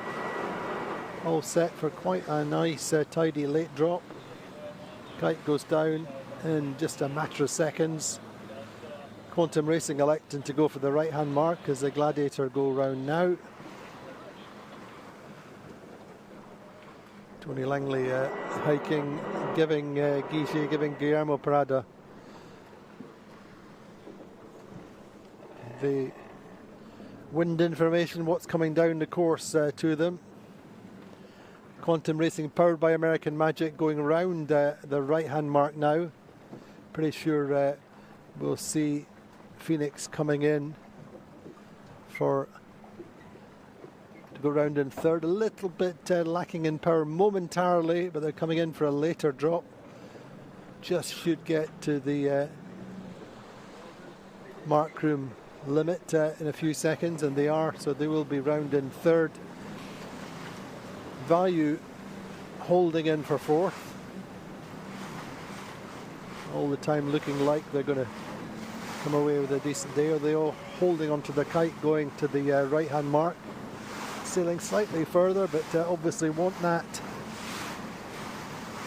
clear rounding rather than going round and up into the dirty air of Phoenix, perhaps.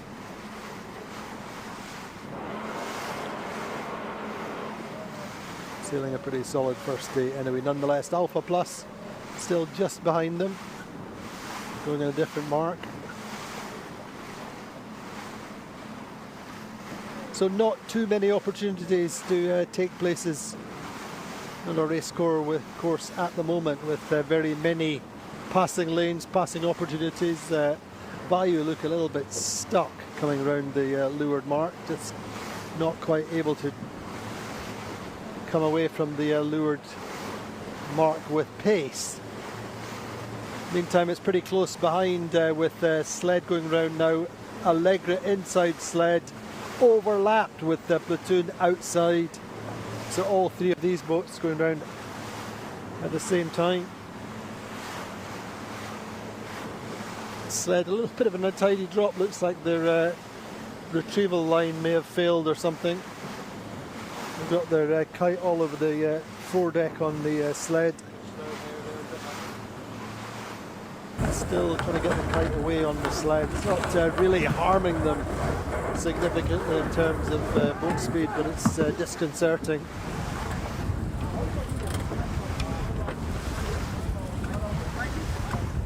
Platoon as well, not such a great mark rounding, just a little bit bouncy and choppy now as you get the water chopped up with the traffic through the leeward gate. In this light conditions, you really have to keep the boat driving, and Allegra doing a penalty turn. Not sure what happened there, but it was that's going to cost them. A little bit slow into the turn.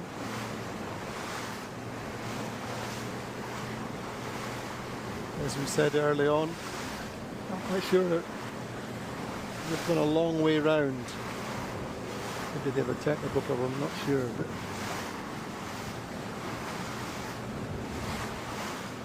anyway, looked for all the world like a penalty. We'll catch up with our team of international umpires and get their take on that. Started to stretch on this second upwind. Quantum Racing, powered by American Magic, momentarily slowed, I would say, in the more towards the middle of the course.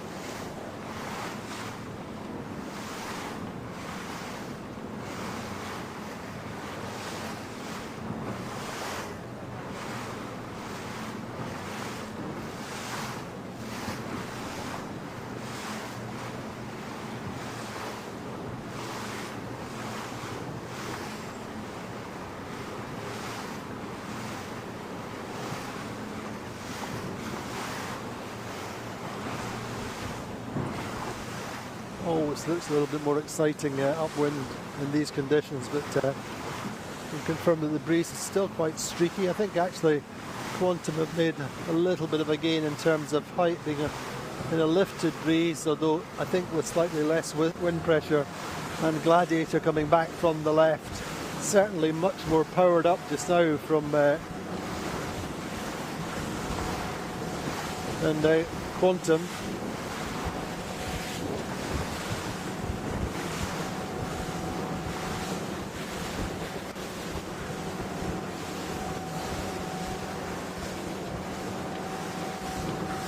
Gladiator fully hiked.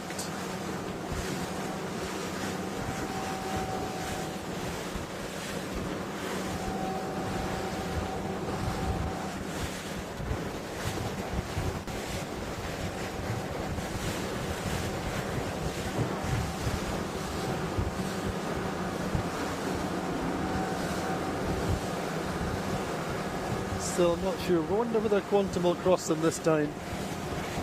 It looks quite close, or closer.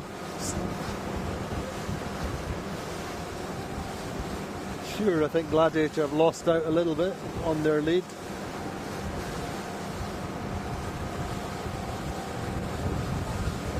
Yeah, I'm pretty sure that Quantum will cross, will they not? Very close indeed. Quantum cross Gladiator.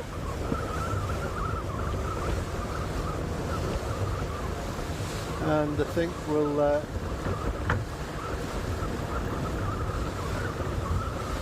go into a little tacking match.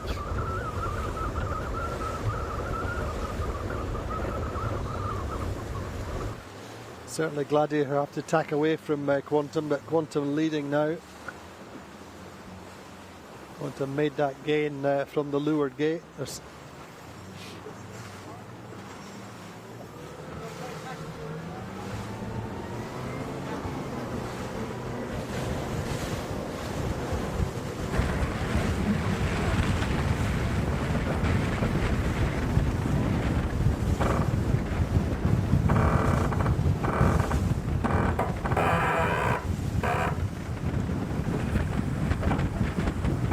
Gladiator separated back up to windward.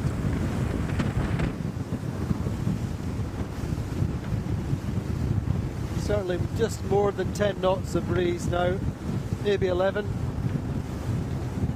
Looking at Alpha Blush just now, fully hiked upwind, almost overpowered.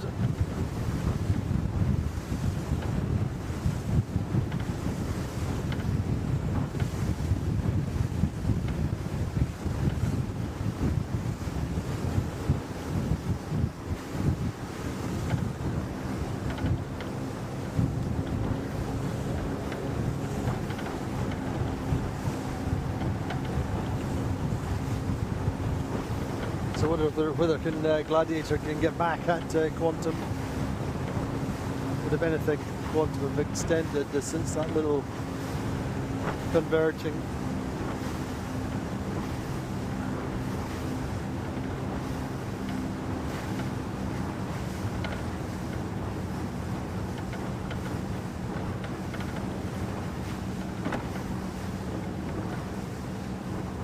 Platoon Aviation way out to the right. Sled seemed to be run out of breeze. Certainly it's very light on that right side. Breeze, something funny going on with the breeze on that right side just now.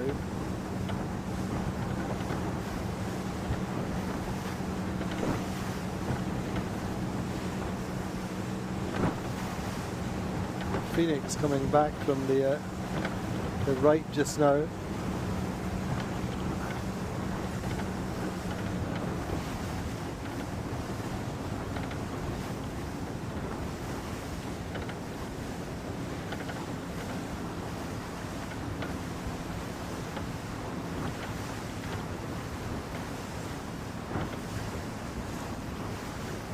So for sure, Ed Baird doing a pretty decent job, pretty good job as a tactician, backed up by Cameron Dunn, strategist, Shane Elliott, navigator.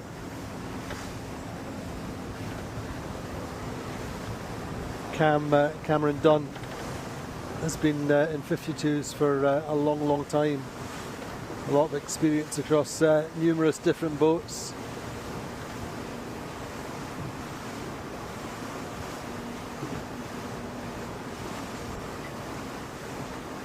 Very level-headed Kiwi sailor.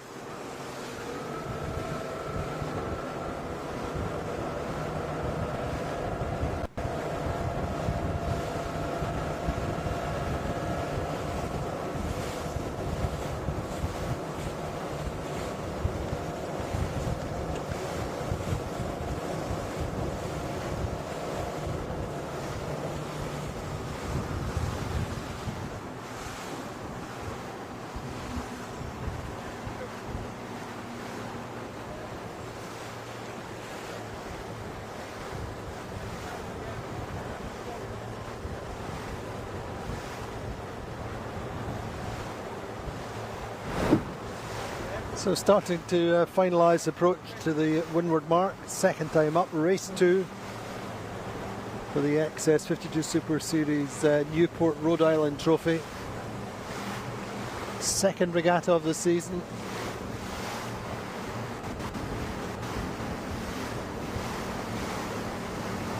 Still seeing these just little holes in the breeze, just quite visible in this light.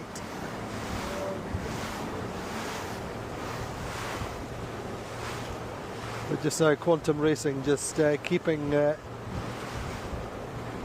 cover, I think, on Gladiator, just coming up and tacking in their face, forcing them to tack back up. Indeed, Gigi Parada then responding now.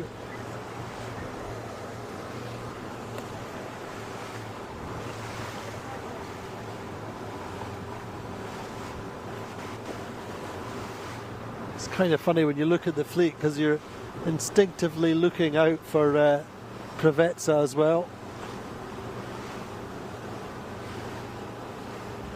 Kind of Prevezza-sized hole in the fleet just now, but they'll be back, and I'm quite sure they'll be back up to speed very quickly.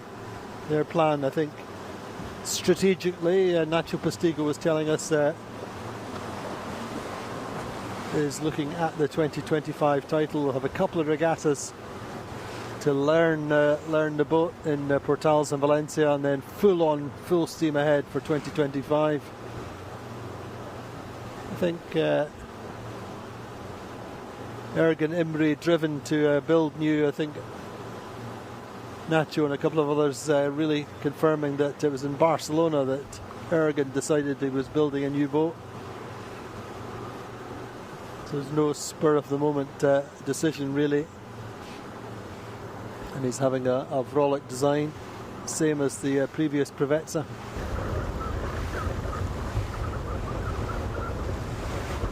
So Quantum Racing, powered by American Magic, just keeping Gladiator in check.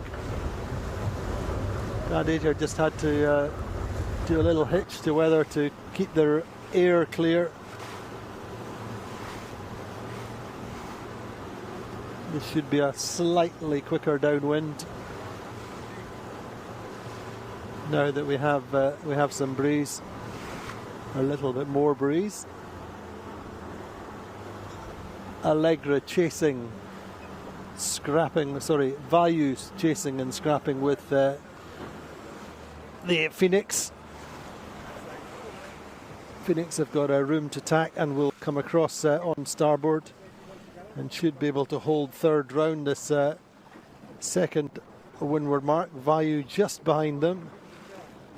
Really, really nice upwind from Quantum and Gladiator, just approaching, shaving the what we call a little separator, the protector mark that protects the windward mark from late port tack approaches. But Quantum Racing rolling into their tack. Harry Melges on the helm, give themselves a little bit of breathing space coming around the top mark. Second time up, race 2. Back in the lead, on course for a double bullet day. Looking to the perfect start in the quest to be the hometown heroes here in Newport at the New York Yacht Club. Gladiator go round in second.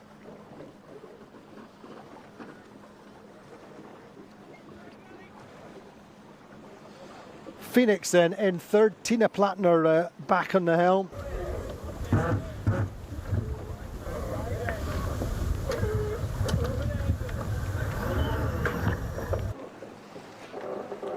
Those of you who follow the 52 Super Series avidly, and remember way back to when that this Phoenix team with Tina really made their first appearance in Croatia, and very, very nearly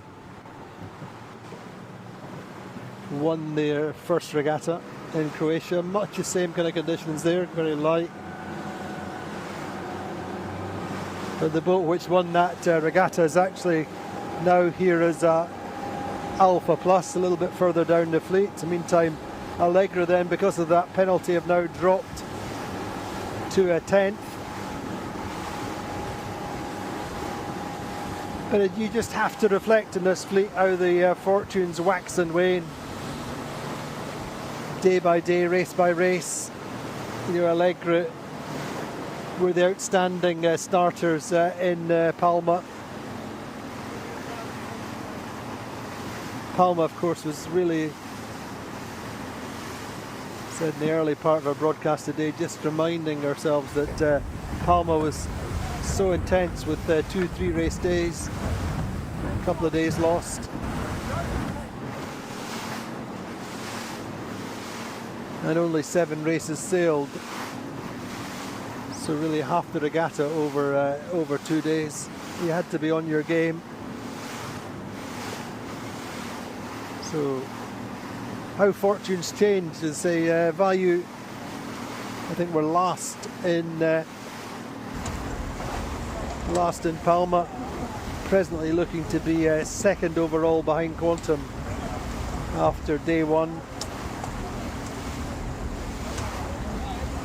I think probably Phoenix should be quite high up the regatta leaderboard. I think going for a 6 and a 4 at the moment.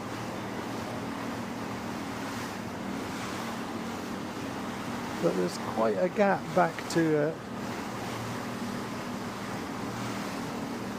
Platoon Aviation, just working hard to get back into this match.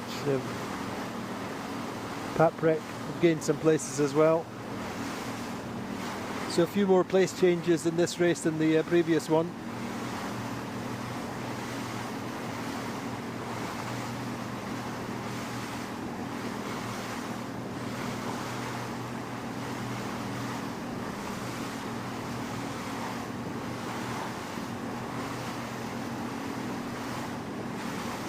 But you know, compared to Palma, where we were sometimes on the water at 6 o'clock or back at 6, we're looking at 2:30, and we're nearly done and dusted with 2 races. Not much you can complain about there. Often in the Med we wouldn't even be started racing by now, and we're looking at getting our second race in the bag. It'll be much loved, I'm sure, by the various different cycling pelotons from the different boats who will be able to pop out for a 2-ride day.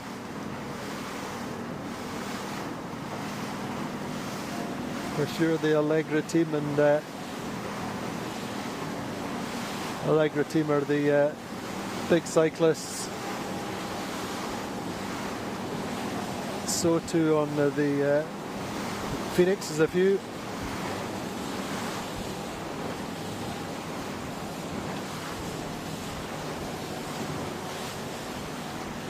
And I'm not quite sure, certainly the Quantum Racing American Magic subset, shall we say, of the Quantum team. Quite a few cyclists, but mostly they do that from Barcelona with the Cup programme, but the exception being young skipper, tactician Victor Diaz de Leon, who's rarely seen off his bike when he's not sailing, and trains hard all over the world wherever he goes. So Ed Baird, Cameron Dunn trying to find something extra out on that left side looking downwind. We have Vayu in the middle, Gladiator to the right looking downwind.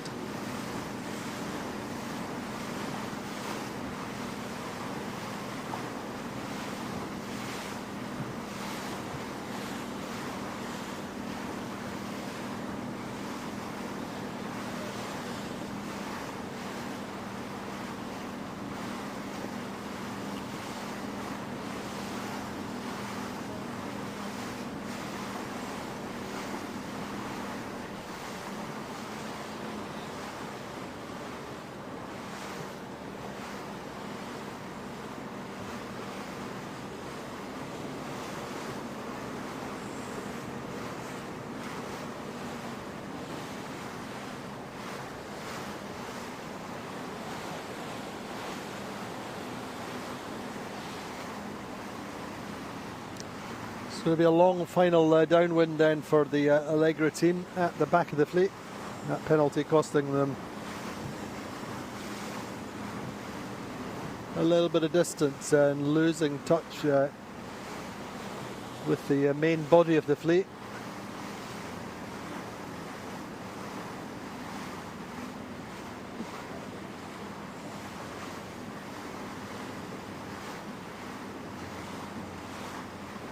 So over halfway down the run.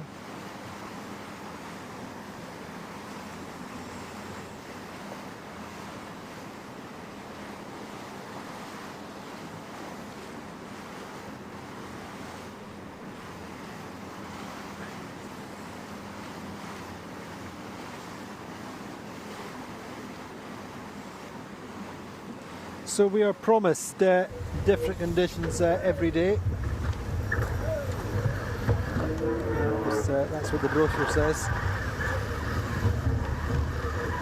So that's what most of our locals who we've spoken to in the build-up have said. That's the thing about Newport, and Ed Baird corroborated that this morning, just saying you get something different every day. And of course variety is the spice of life, so here's hoping. Today is very much a gentle introduction to the joys of racing on these famous America's Cup waters of Newport. I'm sure it'll be a little bit more breeze would be welcome tomorrow, and the next day and the next day.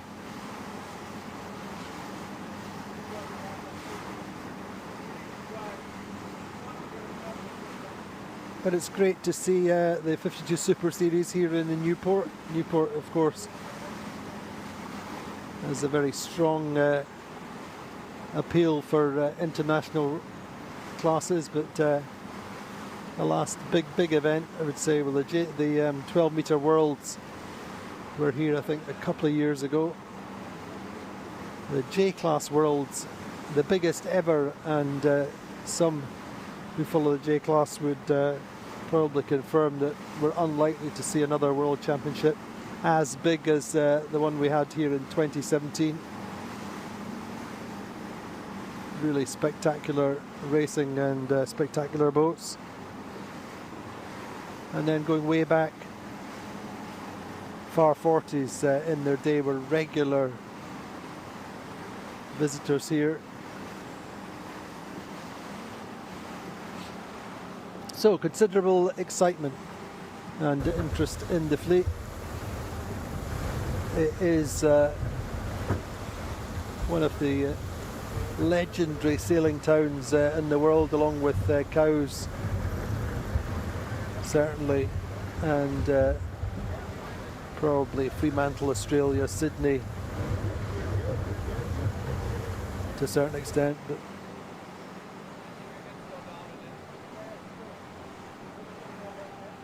certainly put Newport and Cowes in particular on par, where it's likely when you go into a supermarket or go to the gas station, you'll meet other sailors and the chat is what's going on in the water. And today's chat will be highlighted by the successes so far of Quantum Racing powered by American Magic, although Phoenix are really taking it to the 5 times champions, are just on their heels. Gladiator just, I think, losing a little bit of pace down this run. Value going well.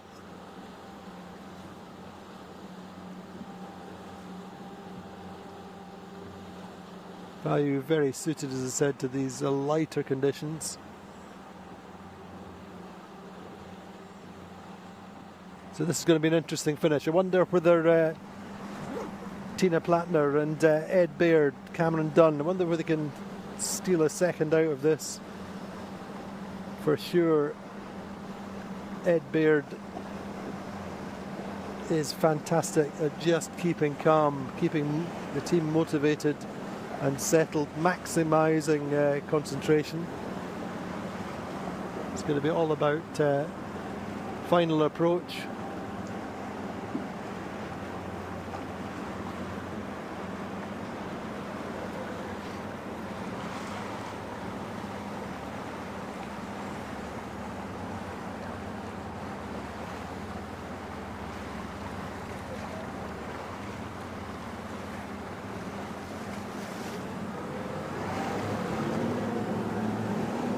It's going to be all about the jives, the angles into the line, and Gladiator on the outside of the line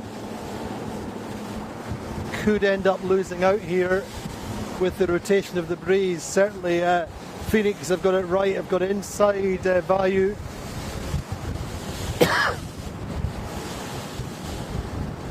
And the Gladiator for sure have lost out. They were leading this race, they're now 4th.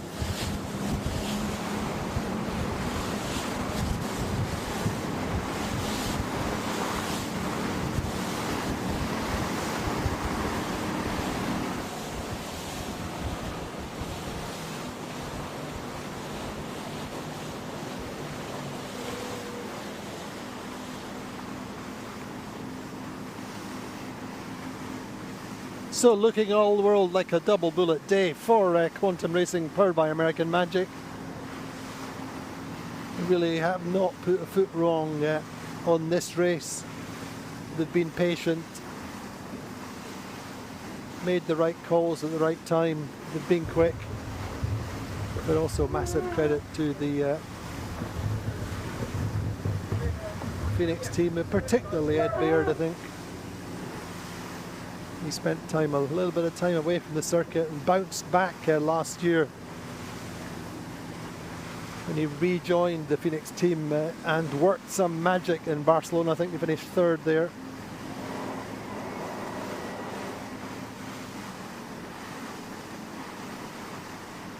And here we go. So Quantum then through the line.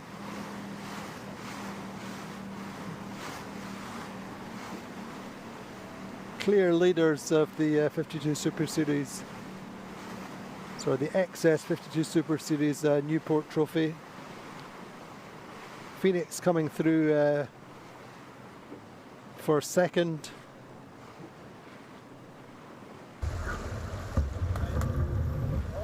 Bayou will get a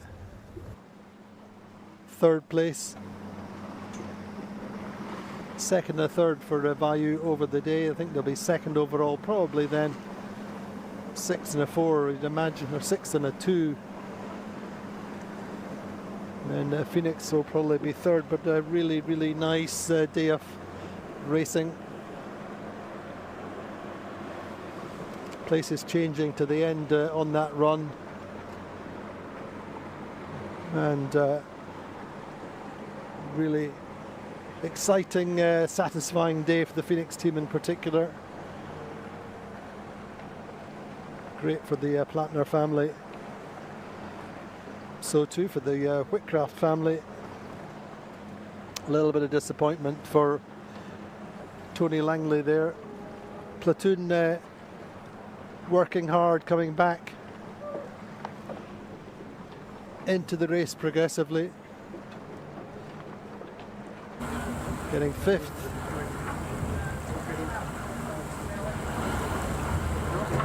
So now head-to-head between Alpha Plus coming from the left.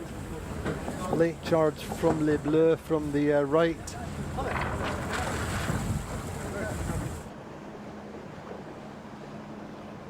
Going to be close. Line is closer. The boat end of the line is closer for Alpha Plus. Broad terms, you have the Olympic gold medalist calling the shots on Alpha Plus. You have the veteran ocean racer Loic Perron calling the shots on the Paprec. It's going to be Alpha Plus just by a bowsprit. Helmsman Cedric Chateau on the Paprec pulls the bow down just at the right moment, but it is Alpha Plus who get the 6th, Paprec 7th. Sled then looking at a scrap for 8th with Interlodge. They're both sprinting for the line, as it were.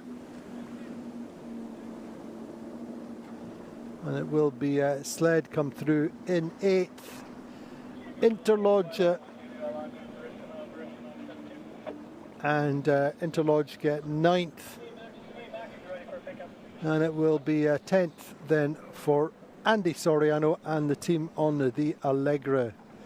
So great day's racing, pretty gentle conditions, all about precision, all about boat speed, linking together the lighter strands of breeze, trying to keep in the pressure, making good starts. Credit to Quantum Racing for sure, off the line first time out. Good starts both races from Team Vayu,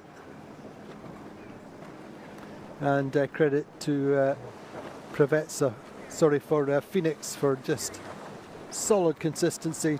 Two different helmsmen and helmswomen in 2 different races, but really strong results for them. So that's our racing for the day here in Newport. Join us again at the same time. We should be starting once again at midday local time here on US East Coast time for our live coverage from the XS52 Super Series Newport Trophy. So join us then. Palm Beach Motor Yachts is proud to support the XS52 Super Series Newport Rhode Island Trophy. The competitive spirit and drive for excellence is at the heart of all Palm Beach Motor Yachts. It's a privilege to showcase our 2 flagship models, the beautiful Palm Beach 70 and the exhilarating Palm Beach GT60. Built using our proprietary V-Warp technology, delivering class-leading speed, performance, and unrivaled fuel efficiency. Experience a true yachtsman's powerboat. PalmBeachMotorYachts.com.